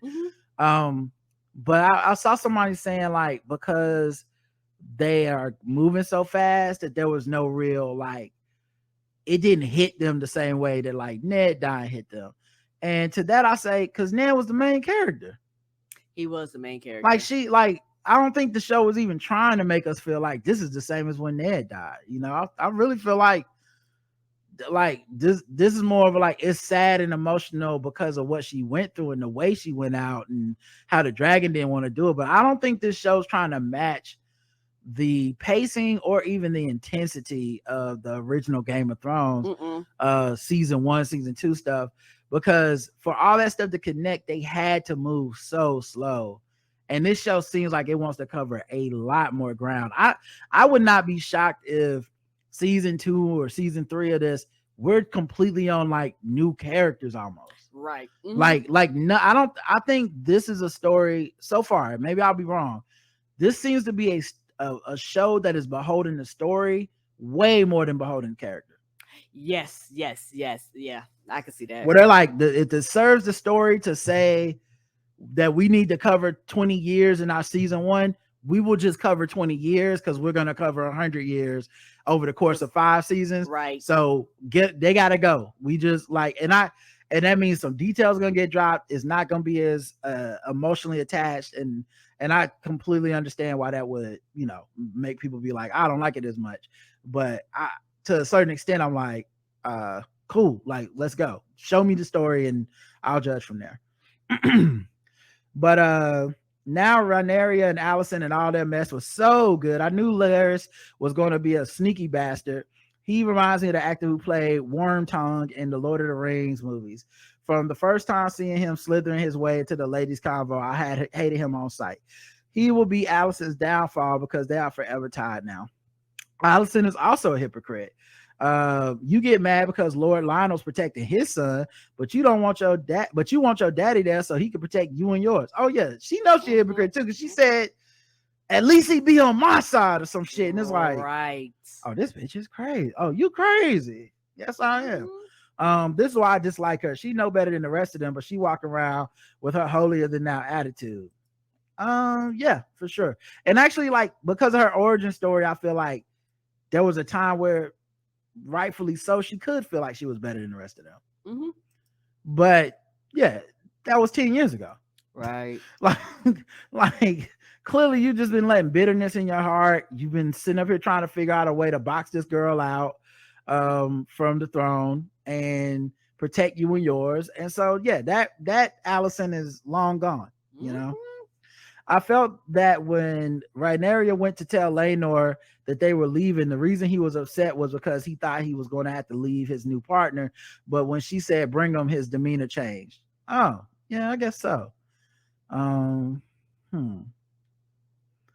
Could be that simple. I mean, it definitely helped that she said bring the side dick. But yeah. I think also he was genuinely like, but the plan was to offer her that deal. So this is news to me. She didn't take the deal.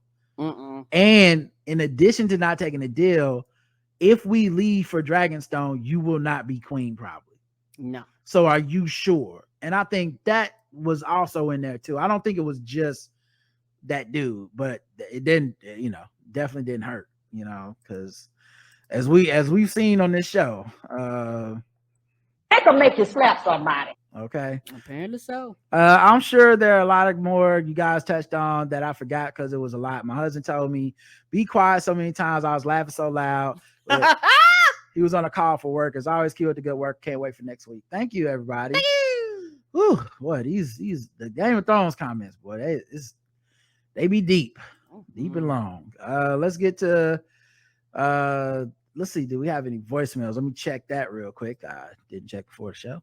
And then we'll get into y'all's emails. Let's see what y'all had to say about that. Okay, we got a couple of voicemails. Let's get to these real quick. Hey, Kira. It's Raphael. Not trying to sell NFT again. But man, that little foot fella, God dang, that dude is the real MVP. That dude is just, woo! Like my Australian sister will say, who hurt you? I need to know the origin story about that guy, because, dang, I did not see that coming. I mean, I knew it was nefarious. I knew there was some shady things going on with that guy, but, man, well, that's a real MVP right there. I mean, yes, yeah. But, woo, that was good, man. You guys recap is always the best. I can't even listen to another recap now anymore. It's just, yeah, they all get it. They all trash. Sorry about it. I don't think anybody's feeling it, but I can't. But yeah, so I can't wait to see where next it goes. I don't want to hear from people who read the book either. It's just, I'm Fox Stoller, you guys, and that's where I stay. And yeah, I love the show. I see where it's going. And yeah, man, woo. I still can't recover from that. Oh man, I got pulled it. They pulled it up, man. The game has begun. I'm down for the ride. Take me with you guys. Take me. Yeah, no, not really like take me. No, don't stop me. No weddings. And I don't want to know what their funerals are like. Like I don't want to attend it. I want to watch from afar because I'm a nosy person too. All right. Stay awesome. Love your show. Keep doing an awesome work. Thank you. Raphael out. And last voicemail. Hey, Rod and Karen. This is John Bernthal, star of the new Showtime series American Gigolo here. And I just wanted to call in because I know I haven't had an opportunity to promote the show on your podcast, and I know you guys have been big fans of The Walking Dead, and We Own This City, and The Punisher, and I was just wondering why you haven't had me on to promote my new show, American Gigolo, because I'm very proud of it, and is it because I'm showing other range? Like people want to see me just get very mad and start like saying, "Is that what you want? Eh? What do you want me to do? Kill prostitutes? I'm an American gigolo here. I just make love to these women. It's a sex work is work. Okay? It doesn't mean I kill people." And now they're telling me they're going to cut me off on this voicemail. You want to cut me off? I'm leaving a voicemail for the black guy who tips. Oh man. Thank you for calling in. Yeah, that's John Bernthal, of course, big fan of the show. We're big fans of his. American Gigolo, The Punisher. Make sure y'all watch American Gigolo. Okay, I didn't realize it was already coming up so fast, and that's my fault for not promoting it, John. Hilarious. JL Covan, ladies and gentlemen. Whew, it's talented man. Talented. Ain't he though? All right, let's get to these emails. This is from Appia, who says, "This is the money," she said. "I bet I'm still racist. $1906. Why? Because I pay attention." Appia. And to which I say, no, you're not racist no more. Thanks for the money. Mandy. Roger can't be bought, apparently, Appia. That easy for me. Told y'all. Arby started fucking sponsoring the podcast. I'll be telling y'all. Oh, where's the we beef? had a meet? Yeah, we had a meet. Where's the beef? Karen, you're fired. That's not even the same company. This is why I'm not on the marketing team. Good grief. This is why I do all the ad reads to everybody. Mandy says, "Dear Rod and Karen, I just want to let you know I have no hard feelings towards you guys. It is the Rod and Karen show, not the Mandy show. I actually want to thank you for your response because I was slightly taken aback while listening to the feedback episode at first, but I had to stop and analyze that your response was a perfect example of constructive criticism. You read my email, responded saying that you got what I was saying without being harsh and condescending, which I really respect. I really enjoy your podcast and keep doing what you're doing." Yeah, it's so, you never know when people are going to take shit sideways. Right. We try to be honest. Like, the main thing for this show for me is I don't want to ever be pandering to y'all, by which I mean I'm on here lying about how I really feel or whatever. Like, I don't want to ever do that. I want to be honest. I think that's the thing that makes our show cool and different, is we're not doing characters or performing or just promoting shit in that type of way where it's like when you meet me, you're like, this nigga didn't believe none of that shit he said. Right.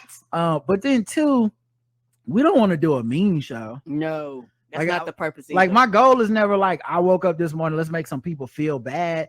I cherish everybody that takes the time out to write in sincerely, not the, as long as it's not like that bad faith bullshit or just the trolls, people that troll the show, those people. Right. But like, when people take the time to sincerely write in, I love that. Me too. It actually means a lot to us, and so I really do. I do appreciate that a lot. And a lot of times, like me right to say, anytime we say things, some people go cool to understand, but then some people take it personally. Well, also a lesson I learned over the last 5 years. I wish I learned it earlier in life, but a lot of times authenticity and honesty and saying no and letting people like whether they take it in a bad way or good way, right? It creates these boundaries, and those boundaries are so much more healthier. Like, I don't need, it's one of the reasons I don't need people to join me in the way I think, and I also don't need to join other people in the way they think. This is just how I feel. I'm not trying to be different. I'm just being honest. And if we get down on that level, cool. I think my main thing is I like to be understood, which is why we spend so much time talking on the show and explaining stuff. But I don't feel like anyone in the audience is under any obligation to agree with us, and we're under no obligation to agree with them. And full disclosure, some shit I just don't care about as much as other people care about. Agreed. And so I've been avoiding a lot of this discussion because I find it to be not fruit bearing. Like, and I find that some of it is in such bad faith on the other side, like the people that hate Black mermaids, and that I don't even feel like giving them some credence. It's just like they don't even really mean it. And at the same time, I completely understand the people that are like, I don't care about this and I moved on it.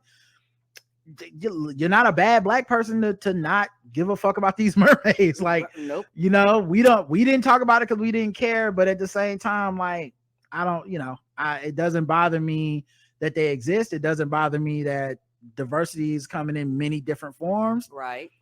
Whatever. It doesn't really mean have a commentary on my Blackness, Off topic, do they have a lot of Black diaspora restaurants and festivals where y'all live at? Because I live in the city of Kentucky that is not far from Cincinnati, Ohio, and the only Black festivals they have are the Midwest Black Family Reunion and Music Festival yearly, and that's it. No Soul Food Fest nor a lot of soul food restaurants or African, Jamaican, or Caribbean restaurants. Nothing here where I live in Kentucky due to the size of population, so the main attraction of the city is Cincinnati. Yeah, we live in Charlotte, North Carolina. We got all that. Mm-hmm. Yeah. And it's literally so much shit you literally can't keep up with. Every time you popping up, it's a brand new festival supporting some Black shit. Restaurants, all types of art shit. Like every time, it's a lot of shit that be happening in this city. The funniest thing, not funny, it's actually kind of sad, but the sad thing in Charlotte is whenever I'm watching the news and I still see, like, as Black as the city is, there's always like a first Black thing every week. Ain't it though? It's like the first 5-star Black soul food restaurant in Charlotte. You're like, the first? All these niggas been here all these years and we just not getting the first? How is that possible? It's Black Restaurant Week, only the second annual one. You're like, second? Mm-hmm. We haven't been doing this since, like, Am I Black Enough before y'all came out? We ain't been nope. We've been doing this since afros and bell bottoms. What the fuck? Apparently not. Episode 2607 protect. Oh, and I appreciate you being cool about it. Mm-hmm. I do too, and also, and like, understanding, baby. There's such a fucking penalty these days of just like, we're not aligned in every fucking way. Right. You didn't like lie and say you were, so it because you must hate me. And it's like that seems to be the currency of transactions. Yes. Since the advent of social media, that seems to be the currency, and I am not beholden to that. Even when y'all right up here and disagree, we're never like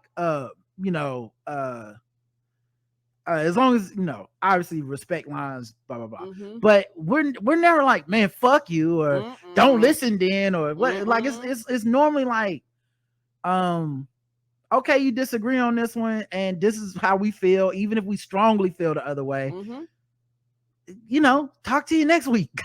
Right. and it's one of those things where we have literally lost agree to disagree, and not something that's like, you don't give a fuck about me and my people. It's no, this is some of these things that people bring up, they are literally agree to disagree. Nothing in anybody's life will change if we don't agree on these things. I shared, so Coolio died this week, and a lot of people were sad about it. I think, I was sad about it. I'm not a huge Coolio fan, but I remember, I mean, it's you say his name, I know exactly who that guy is. Last time I seen him was on a TV show I love, Black Jesus, and he was on some episode. So like, he died 59 years old, and someone shared links to a podcast he was on with this woman where he was kind of sounding like an anti-vaxxer. He's calling people sheeple. He was saying he's had COVID many times. He ain't afraid of it. He thinks he's immune to COVID. And so someone shared those links, and I retweeted them like, like one sheeple, like people start to say sheeple. That's that Joe Rogan shit. And this person was like, they replied to me saying something to the effect of like, I don't see how this is relevant, or some shit like that. And I was like, it's not relevant that a 59-year-old man had COVID multiple times, seemed to kind of be on some anti-vax shit, died of quote unquote heart attack or something. And we've known that COVID can actually cause Right. all underlying issues. I say you don't see how that's relevant at all. No, I don't. I said, okay, we agree to disagree. Agree to disagree. All right, cool. Like, what? Noted. What the fuck? I don't care that you disagree. I said what I said. I didn't. It didn't make me less sad that this man is gone. I didn't go, ha ha ha. That's what you get. You know, it's sad. And the whole time people have been dying, it's just sad. Right. You know, anybody that has unnecessary death dealing in this COVID environment, whether it be from blood clots later or from heart arrhythmia, whatever the fuck, it's sad. People that get long COVID is sad. Even when they out there like, ha ha ha, fuck y'all, I'm not a sheep, I still feel sad because ultimately that person died for whatever, you know, misinformation they was following. So, but my point being, all right, cool, see you next week. I didn't like, and now you black bitch. Like, it was like, okay, we disagree about a thing. It's coming through text, so who knows if you even understand my point I'm making. You didn't really ask to go into too much detail, and I didn't feel like giving too much detail, so we'll be okay. You know what I'm saying? But that's my point, is that's how I approach a lot of stuff with social media, with our podcast, with my friends even, where it's like, we didn't agree today, tomorrow's another fucking day. Yeah, and it's not the end of the world. The internet makes people think that it's the end of the world, and people have taken that internet thing and pushed it into real life, and people don't function like that. And it's very frustrating when you talk to people and you don't agree with them and they lose their motherfucking minds. And I think a lot of people, I've learned over the years, a lot of people don't like to sit in their uncomfortableness. And I don't mind. It is what it is. We don't agree. Okay, we just blink at each other and be like, move on. But once you get to that, okay, we don't agree. A lot of people, they don't know how to respond, and the average person responds poorly. Preston, Slang of Ages podcast says, great conversation with Karama Horn. I'm a casual Black Panther fan, and the discussion you three had spurred my interest in the canon of the characters, and of course, I bought the book. Thanks for the nerd stuff. Now I have to catch up on Atlanta House of the Dragons. Preston. Thanks, Preston. Thank you. These Podbean comments, I want to read them, but then I think they cut them off, and then I have to get the app on my phone to read them, which is just too much. You can't go to their website and read the comments. What? That's stupid. Right. So someone said, don't really know any of these supposed famous white folks except Shy, because I was young enough to really enjoy Transformers for more than entertaining explosion purposes. LOL. Were you jacking off to it? What does that mean? No, didn't Shia LaBeouf do Transformers Explosion? I know, but she said I was young enough to enjoy Transformers for more than explosion. So for more than what is more than explosion? That's all those movies are. Oh, I don't know. It definitely couldn't have been for the great writing and the plot. So, of course not.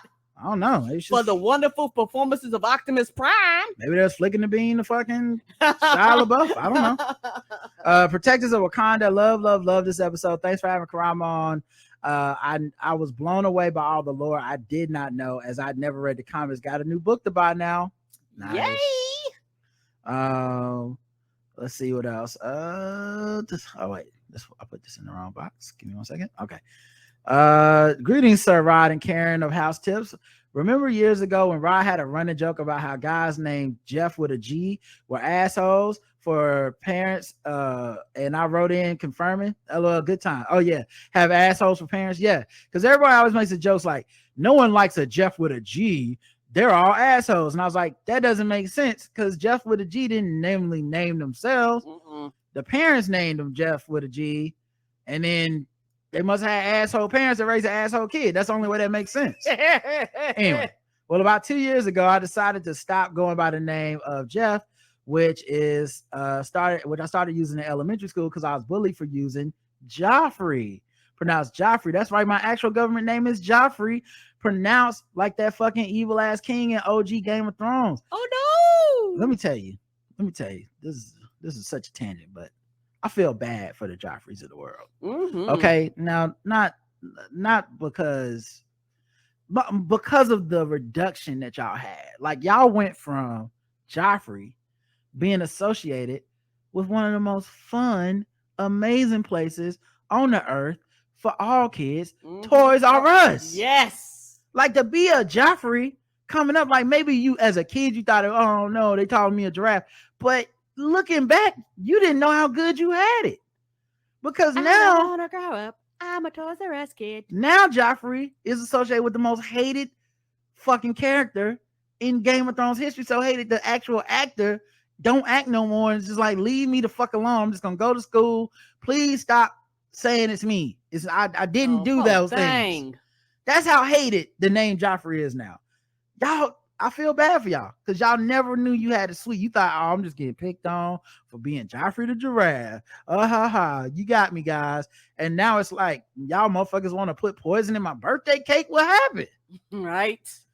I figured now everyone can pronounce it, and I like Joffrey much better. So I started asking friends to use it and correctly pronounce my birth name. Okay, so we call you Joffrey now. All right, I remember that. I will.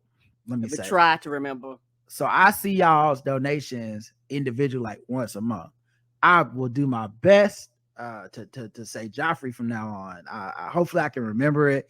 I know we met in real life, so no, I never mean no disrespect. Sometimes with the announcements, it'd be 30 days since the last time I seen it. It's like so and so, and they be like, that's not how you pronounce it. I'm like, fuck. See you in 30 days. Well, then, oh my God, I got a gay character named Joffrey only to have his face flattened at a wedding. Yeah, he wasn't even a bad guy.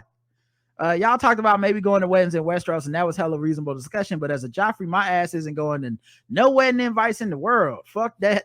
They be killing Joffreys at weddings. I know they be taking y'all out. That's damn 2 now. So that baby had better watch out for wedding invites, right? Yeah, why would you name your kid that? I'm loving the recaps as always. Keep up the killer shows. Been in the need, the loyal listener, Joffrey the Bear of the House of the Bear and the Wolf. Thank you. Thank you. Nerd Geek Ninja writes saying, hi Ron and Karen. I was really looking forward to y'all's recap because out here in these streets, I'm not sure what show everyone else is watching because it's not Game of Thrones prequel or House of the Dragon. Y'all are one of the few shows to take the show for what it actually is and not what they wanted to be, and I appreciate that. Y'all have the best recap show out there, and I just need to say that. Be proud of yourselves. Thank you. Thank you. Yeah, I think, people got to be honest. So if they don't like something, a lot of people's recaps and reviews is just, did they like it or not? And then kind of saying what the show should be that would make them feel like they would like it. But, as we've said many times on the show, I think one of the reasons our shit is better, in my opinion, is because we start from comedy and entertainment first and not really a critique of the show. You can notice when we talk, there are critiques in there. They're just not the end all be all, and we don't obsess over them and try to tell everybody how much, whatever. And then I think also there's so much content now. People spend an inexorbitant amount of time trying to tell people why you shouldn't watch content or why they regret watching content, where if I'm not watching something or I regret it, I normally just go, move on. I'm not going to do no fucking review for it. That's for sure. This episode should have been titled Mad Reckless. No one understood how to play the game except for Littlefoot. Laenor and Rhaenyra didn't stick to the plan. That's why I still respect Marjorie Tyrell. She did not let dude being gay stop the show. Do you need me to get my brother? Wow, a real one. At least the first baby should have been his. No strategy whatsoever. Right? That's a layup. The fact that people don't think that that's a layup, like y'all can't have y'all can get one baby. Like y'all better get the turkey based out and do something. Your life is on the line, girl. What you doing? We can pretend. I know folks are mad as I just pictured this. It's such an old scene. It's probably not even a funny joke anymore. But God, I just pictured Regina Hall, I believe, in Scary Movie, dressing up in football pads to have sex with Trey, because Trey, everyone thought Trey was on the DL, and she was like, I don't care if I have to fucking dress up in football pads, you gonna give me this dick. Whatever it takes. Like, I think that's the kind of hustle you gotta have in this world, Game of Thrones. You just can't let nothing stop you from getting that motherfucking that kid on the throne. I know folks are mad at Alicent, but she's acting exactly as I would expect. It's been 10 years, and now she's grown cruel, paranoid, petty, and impatient, which is making her sloppy. I was upset with Viserys because he's not only turning a blind eye to Rhaenyra, but also to Alicent's scheming and pettiness. He's just old and tired trying to hang on to what little life he has left. Right. Yeah, that's to me, that's why I say he's a weak king.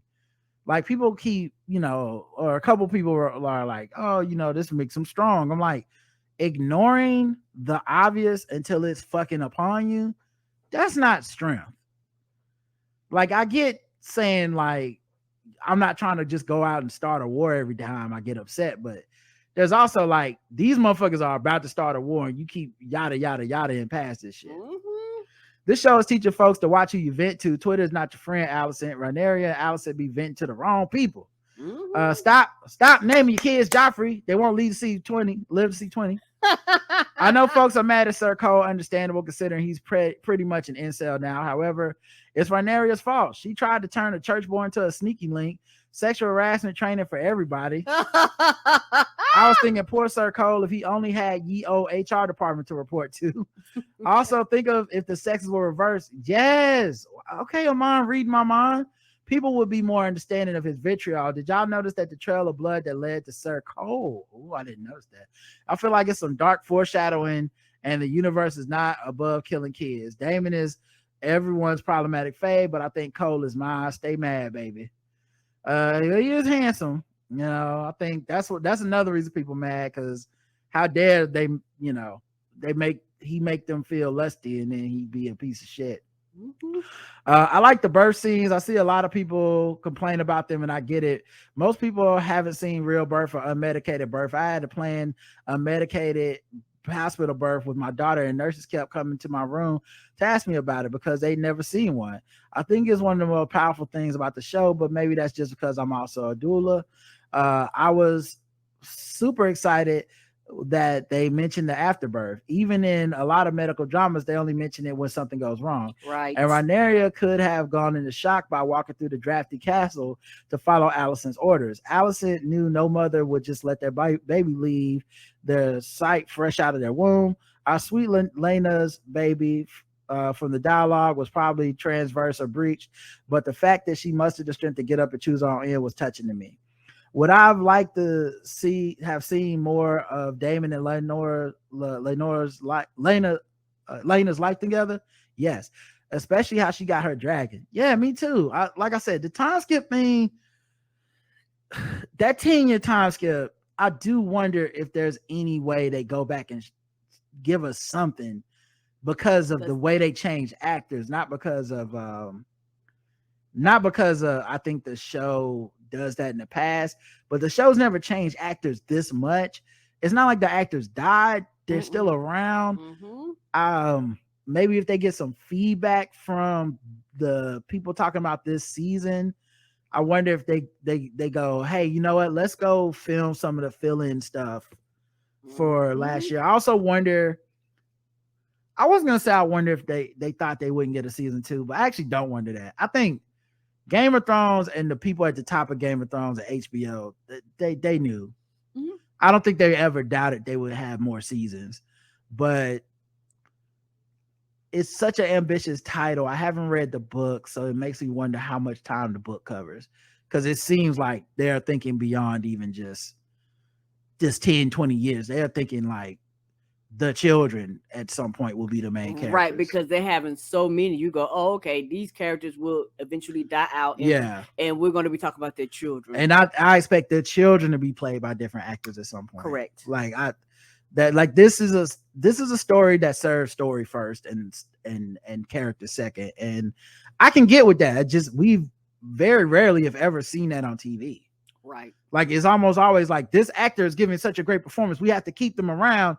And this show seems to be like, no, the fuck we don't. Next, like we want to talk about you 40 years from now, so you can't be that little girl. Bye. Yeah, and also they don't have the same. Is it the showrunners, whatever? They don't.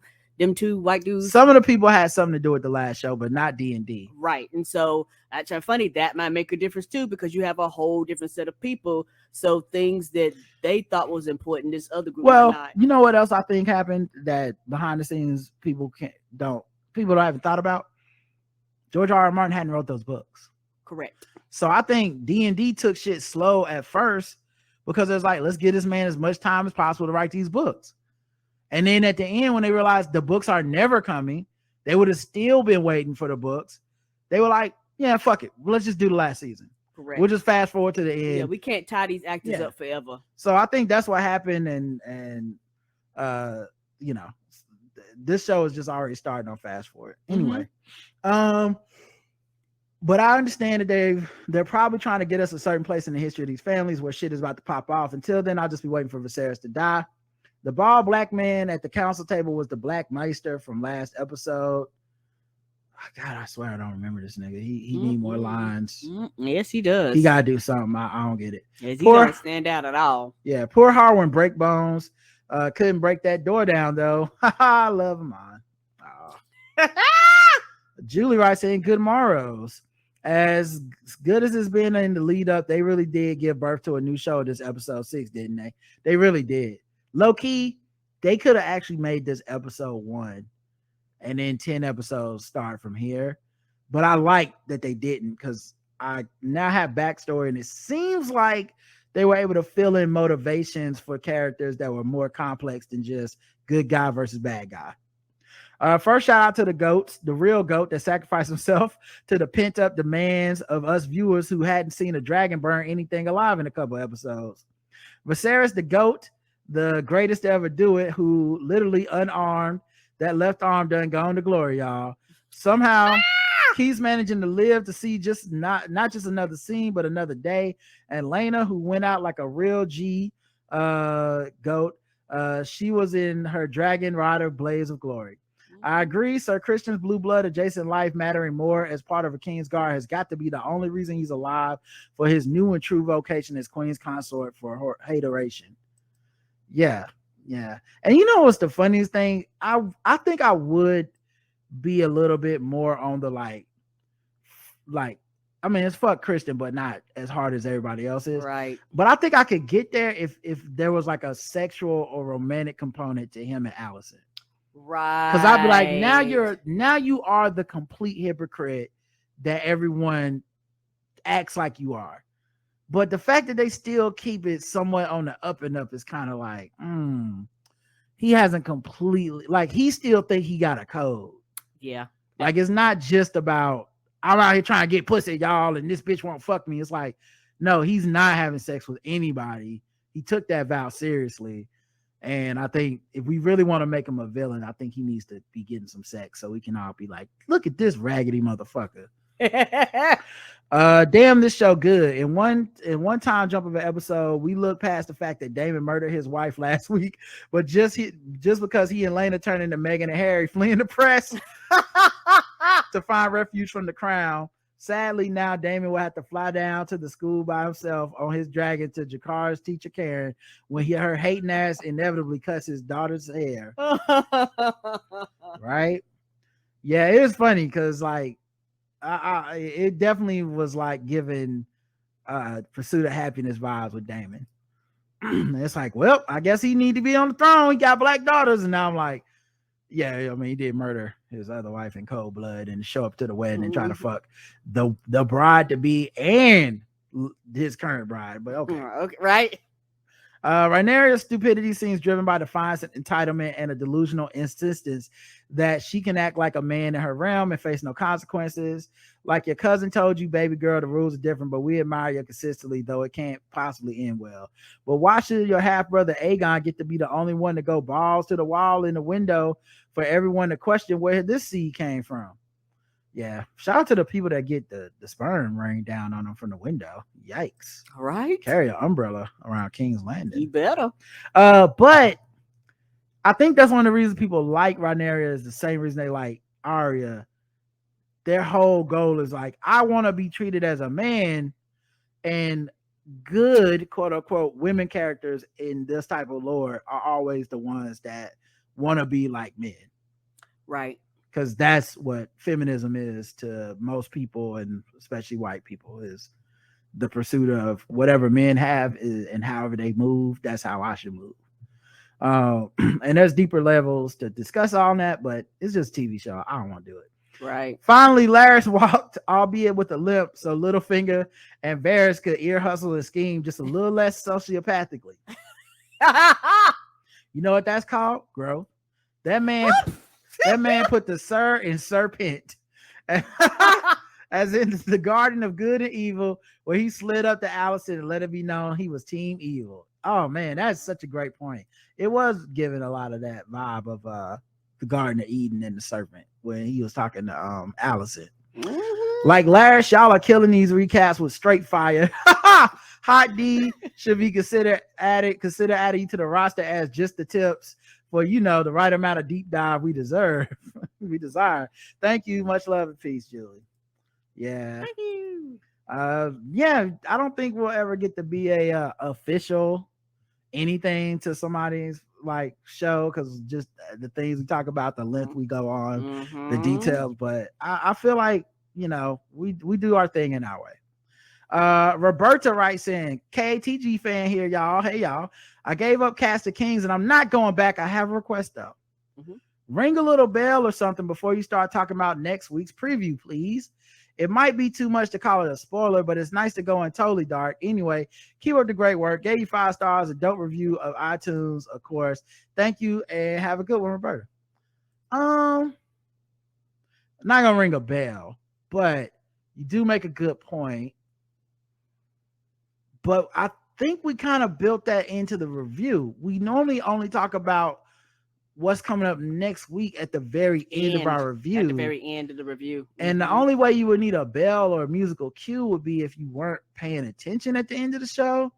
And I'll try to be mindful of if we accidentally go, but in the preview it looks like this. So I'll try to make sure we don't do that during our recap. Do it at the very but end. I'm pretty sure we already basically do that at the end. So we wrap up and we're like, well, what do you think about what's going to happen next week?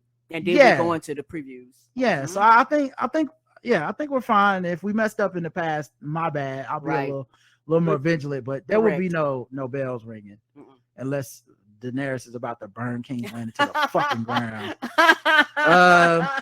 Hey, Karen and Rod, just Dune Dragon. When I saw this episode, it was almost 70 minutes. I knew that Rod will have to make the review by location. You guys did not pay enough respect to the bars. The wise sailor flees the storm as it gathers. So nice they had to say it twice. I thought, you know what it was? That's a decent bar, but the bars was Laris at the end. Those were the bars. Those were Game of Thrones, George R.R. Martin. Just why they pay you the big bucks to not write them books. Bars. You're not getting that on no other show. I said, look at this shit. And the way they juxtaposed the montage with all the main characters and the things they were going through for and with their kids. Oh, that's Thrones. Anyway, but yeah, that was a good line. That was good. It was all right. Where did Damon and his family park their dragons? Is it like Community where John Travolta lives? That there is a landing strip that you can taxi your plane next to your house? Who knows? I just assumed it's wherever the dragons feel like sitting. Yeah, I just assumed they was treating them dragons like remember when Daenerys badass dragons was just eating all people's goats and shit. She had to pay them for the goats they was eating. They ate a kid and shit. She's like, oh, my bad. Here's a few $100 for your kid. I will stand my ground. Damon only could get it up for dark chocolate. That's not standing your ground. If the ground was he's impotent, you have now moved the goalpost to he's impotent unless it's a black woman. In which case, you're not standing the ground. You just moved your ground to the new goalpost. I don't know why it's so hard for y'all to admit I was right, but is it because I'm insufferable when I'm right? Is that what it is? Because I'm only gonna get more insufferable every time y'all do this. I've been right about all of it. We've been right about all of it. Woo! Yes. Yes. You're gonna give me my motherfucking props, okay? But yeah, so you moved the goalpost. I noticed it. The Lord of Dragons is getting confusing. First, Cisco Targaryen said he has no dragons. Then they did have Then they had them. Then we were told the dragon only listens to the master once link. What happens when the master tells the dragon to Jakar himself and unpaired her Bluetooth? Is the dragon permanent? Is the dragon permanently a rogue, or do you hold the power button till you hear the second beep and pair with another? That's what I want to know. That's a good question. That's what I want to know. Clearly, they tell us these rules to break them. Like, these rules not real. This whole like, guys, the dragon. Next week, somebody will be flying her dragon. We're gonna be like, of course, right? Probably one of the kids, right? Of course, or that the motherfucker that ain't got no dragon or some shit. Like, it's always some shit. You know, they probably gonna bring the dragon to the funeral to see her off, and then the little weird motherfucker that ain't got no dragon that's in love with fucking he's in love with dragons and shit. He be going down there to see the dragons every week. He gonna fucking be like, oh, a dragon, and he gonna try to fly to some shit. Watch. Yeah. But yeah, and then it's gonna be, well, I guess you can. There are other ways to get a dragon. Like, what? Y'all just fucking said. Anyway, there's an asshole meter. Everyone's asshole meter is increasing by the episode. Do the writers want us to hate everyone by the end of the series? Allison, that was going to be the exception in my everyone's an asshole theory. Instead, she transformed it from innocent to 50 Cent. Karen's impression of her, spite saying, stepdaughter killed me. It was good. I thought the king's health improved, less coughing. I think they just lopped off a portion of the arm to reverse his COVID from 19 to 12. Larry's MVP. It was almost like, Allison, I did not ask you to kill your father. Laris, no, you didn't. Wink. Allison, no, I really did not ask you. Laris, I agree, Your Highness, you didn't. Wink. Yes, that's definitely what it felt like. And she realized she was in bed with a crazy person. Yes, she did. Agendas don't care, man. Agendas will take any company they can get, and this is a perfect example of you getting into. This is like when perfect example. So I watched the Jeffrey Dahmer series on Netflix. I think it's excellent, and I think it actually does take a lot into account to be gentle and purposeful with the stories of his victims and their families and all that stuff. But you know, Twitter, a lot of people don't want to watch it. They already didn't want to watch it, and then they're just using the one family that has one member that's like, I didn't want, I can't watch it. They didn't contact me, but so people are like, black people are trying to use that as like, and that's why you shouldn't watch Jeffrey Dahmer because, and I think it's a hypocritical moving goalpost stance that we don't have for other stuff like this. I'm not sure why they pulled it out for this one, because I don't find it to be that different from like Versace or a lot of other serial killer American crime horror story type things, right? But my point being, they've been doing this shit for like 2 weeks trying to get everybody to. It's probably the best promotion for the fucking show, to be honest. That's why I watched it. I was like, really? And I watched it, I was like, oh my god, it's so great. Episode 6. That's the best episode of TV I've seen this year. Anyway, I saw today. You know who else says don't watch Jeffrey Dahmer's show on Netflix? Who? Lil Boosie. Lil Boosie. Boosie Badass. Him, Mr. Dwayne Wade's son, gonna get his dick chopped off, misgendering, transphobic, I that was homophobic. Him. This piece of shit. This dude is out here on your side of let's not watch Jeffrey Dahmer, let's keep it off of the TV. Black people don't need to watch this. And agendas don't care who they align themselves with. And that's how Allison feels. So I keep comparing her to Black Twitter. That's how she feels to me, where it's like in for a penny, in for a pound. I'm in this commiserating ass hating group. I don't care who my bedfellows are as long as they are against the people I need them to be against. And it's like, you look stupid now. Like if you retweeting Lil Boosie to be like, here's some more ammunition against this show, you have missed the entire fucking plot. Anyway, as far as Laris, what makes him so dangerous, he has zero motive to explain his action. He is like Heath Ledger's Joker. Right, yeah, I don't get it. Yeah, what's his deal? Please, whatever is in the books, let this character stay till the series finale. All I need is a worthy adversary to make it extra juicy. I have to la the end of your podcast because I don't watch the next episode previews. Thanks for the wonderful 2 hours podcast in the week. That was extra rough at work as always. Peace. Yeah, it's interesting that y'all don't watch the next week's previews, but you know, we will always talk about them on the show because I mean, it's the best way to end the show is to be like, what are we looking forward to next week? And I mean, I don't know, the previews there to keep me teased. And typically the previews are done well enough to where like you can infer some things, but you can't tell the whole story. So right, because sometimes, like Roger said, they show you things they be out of context, like so you just never know. Yeah. So yeah.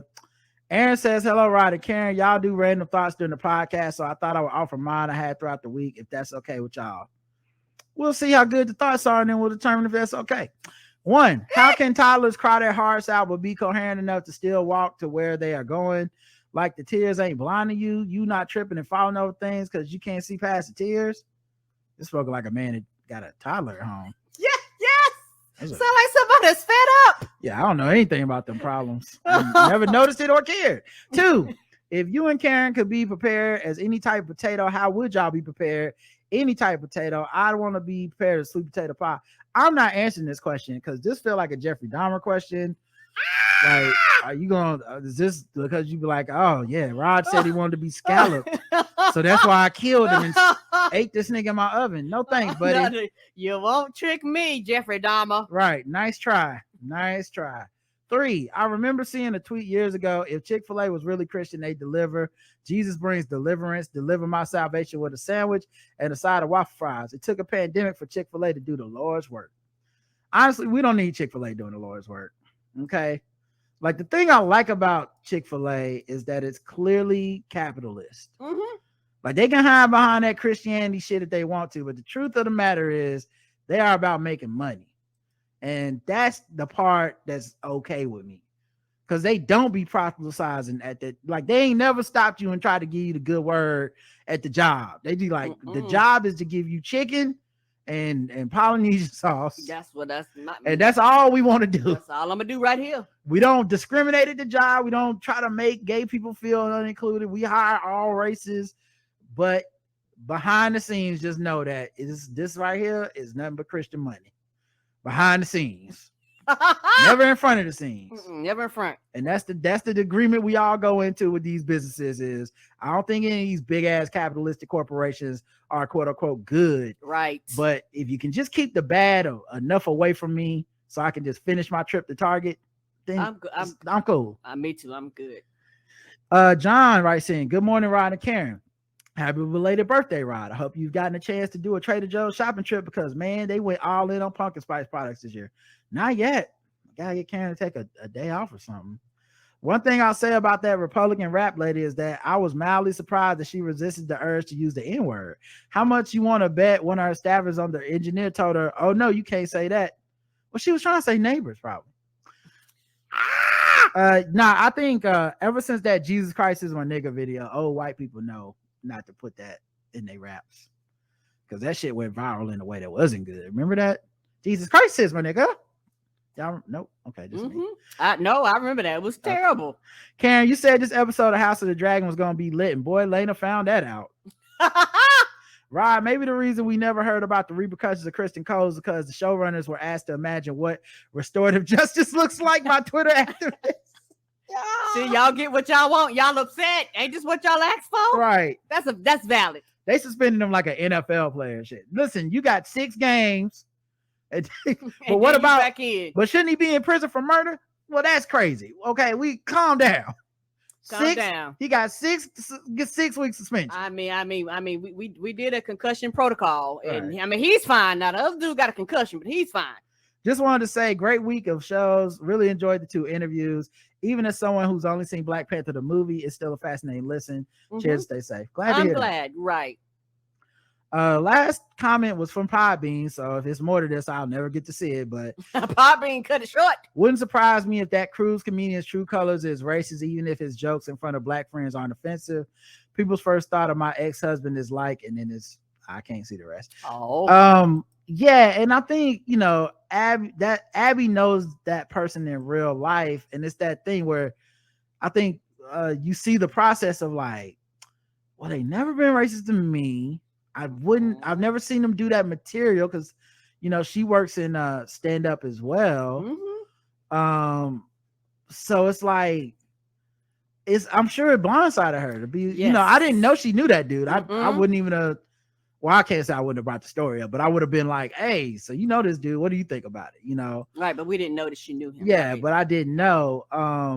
So I think, yeah, and I think a lot of times that's the scary thing about racism. That's why a lot of us are quote unquote paranoid or whatever, is this feeling of like, man, you in my face, you're one way, but okay, here's the comment. I can read it now. Okay, people's first thought of my ex-husband is likely he can't have a racist bone in his body, having married a black woman and having a mixed child.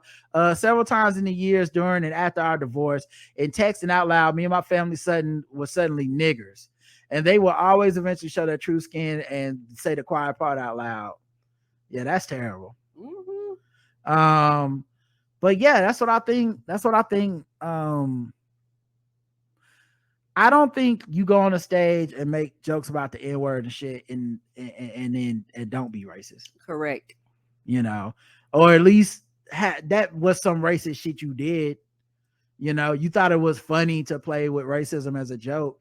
I don't feel like it's something you can't move past. I don't feel like it's something I can't, because I the same way I believe with most comedians that have made offensive jokes is the attempt is what you get paid for. I understand in the age of the internet and everything is forever and we all hold grudges like we're Allison. We're not supposed to be able to move on, but I believe people move on. I believe, and I have to believe that because I have to believe it for myself. Agreed. And I bet most of y'all have done or said something. It just wasn't on a stage. Correct. Or whatever. It wasn't recorded. So I do believe in the concept of, okay, I fucked up with this joke. I thought this was funny. I see now how it was harmful or offensive or whatever. I'm done making those jokes. I like, you know, that now this is, I've learned and I'm moving past this. Some people will never forgive me. That's fine. But it's that people like that, when they get called out, a lot of times they double down. It's the assertiveness of the, like, get out the room. Then if you offended in the moment, that looks terrible. It's the, deleting of his social media accounts and stuff rather than to be like, yeah, I fucked up. It's like, no, you wanted the smoke, remember? So now that the smoke is coming, you trying to delete tweets and hide yourself. Nah, own up to it, you know? And then I guess the worst part, and we'll find out what kind of person he really is. But like that one comedian, I can't remember his last name, was Owen something, but that dude that like rebranded himself as a right-wing offensive comedian who wasn't funny but hated all the people that Trump people told him to hate, and I think he's like a comedian in Canada even, and that dude was like, yeah, this is me now. And so you learn, then you know for sure they didn't learn shit. They can't ever apologize or be forgiven for that because they don't give a fuck. Right, that's completely different. Yeah, so we'll see what this dude does. We don't know yet. Only time will tell on everything. Yeah, it's not like I'm gonna keep up on the story. I didn't know this nigga before this video. Right. So, but yeah, it's definitely got to suck for people that knew him, didn't see him ever do jokes or stuff like that. And I'm with Abby on the fact that the old tweets, that didn't move me the way that it moves a lot of people. Like if somebody was saying some shit in 2011, I'm sorry, I'm probably moved on already. You know what I mean? Like, no, it's just, it was the wild, wild west at that point in time. People try to go back and change it. You know, it's the Ari Spears, like, they can't believe they did this skit. And it's like, yeah, that was a long time ago. It seemed not funny, but I wouldn't equate that to they really out here being pedophiles either. It's just, agreed. That's not the same. Yeah, that's how we feel now in 2022. That's not how people felt back with then. That unfunny ass skit in Right. 2012 or whatever it was. All right, that's it, man. Thanks for listening. No preview for next week's episode. We don't want to spoil it. I want to have to play a bell sound or something. So wake up, pay attention. We're talking. Hey, that's it. Thanks for listening, everybody. Until next time, I love you. I love you too. Mwah. Bye, everybody.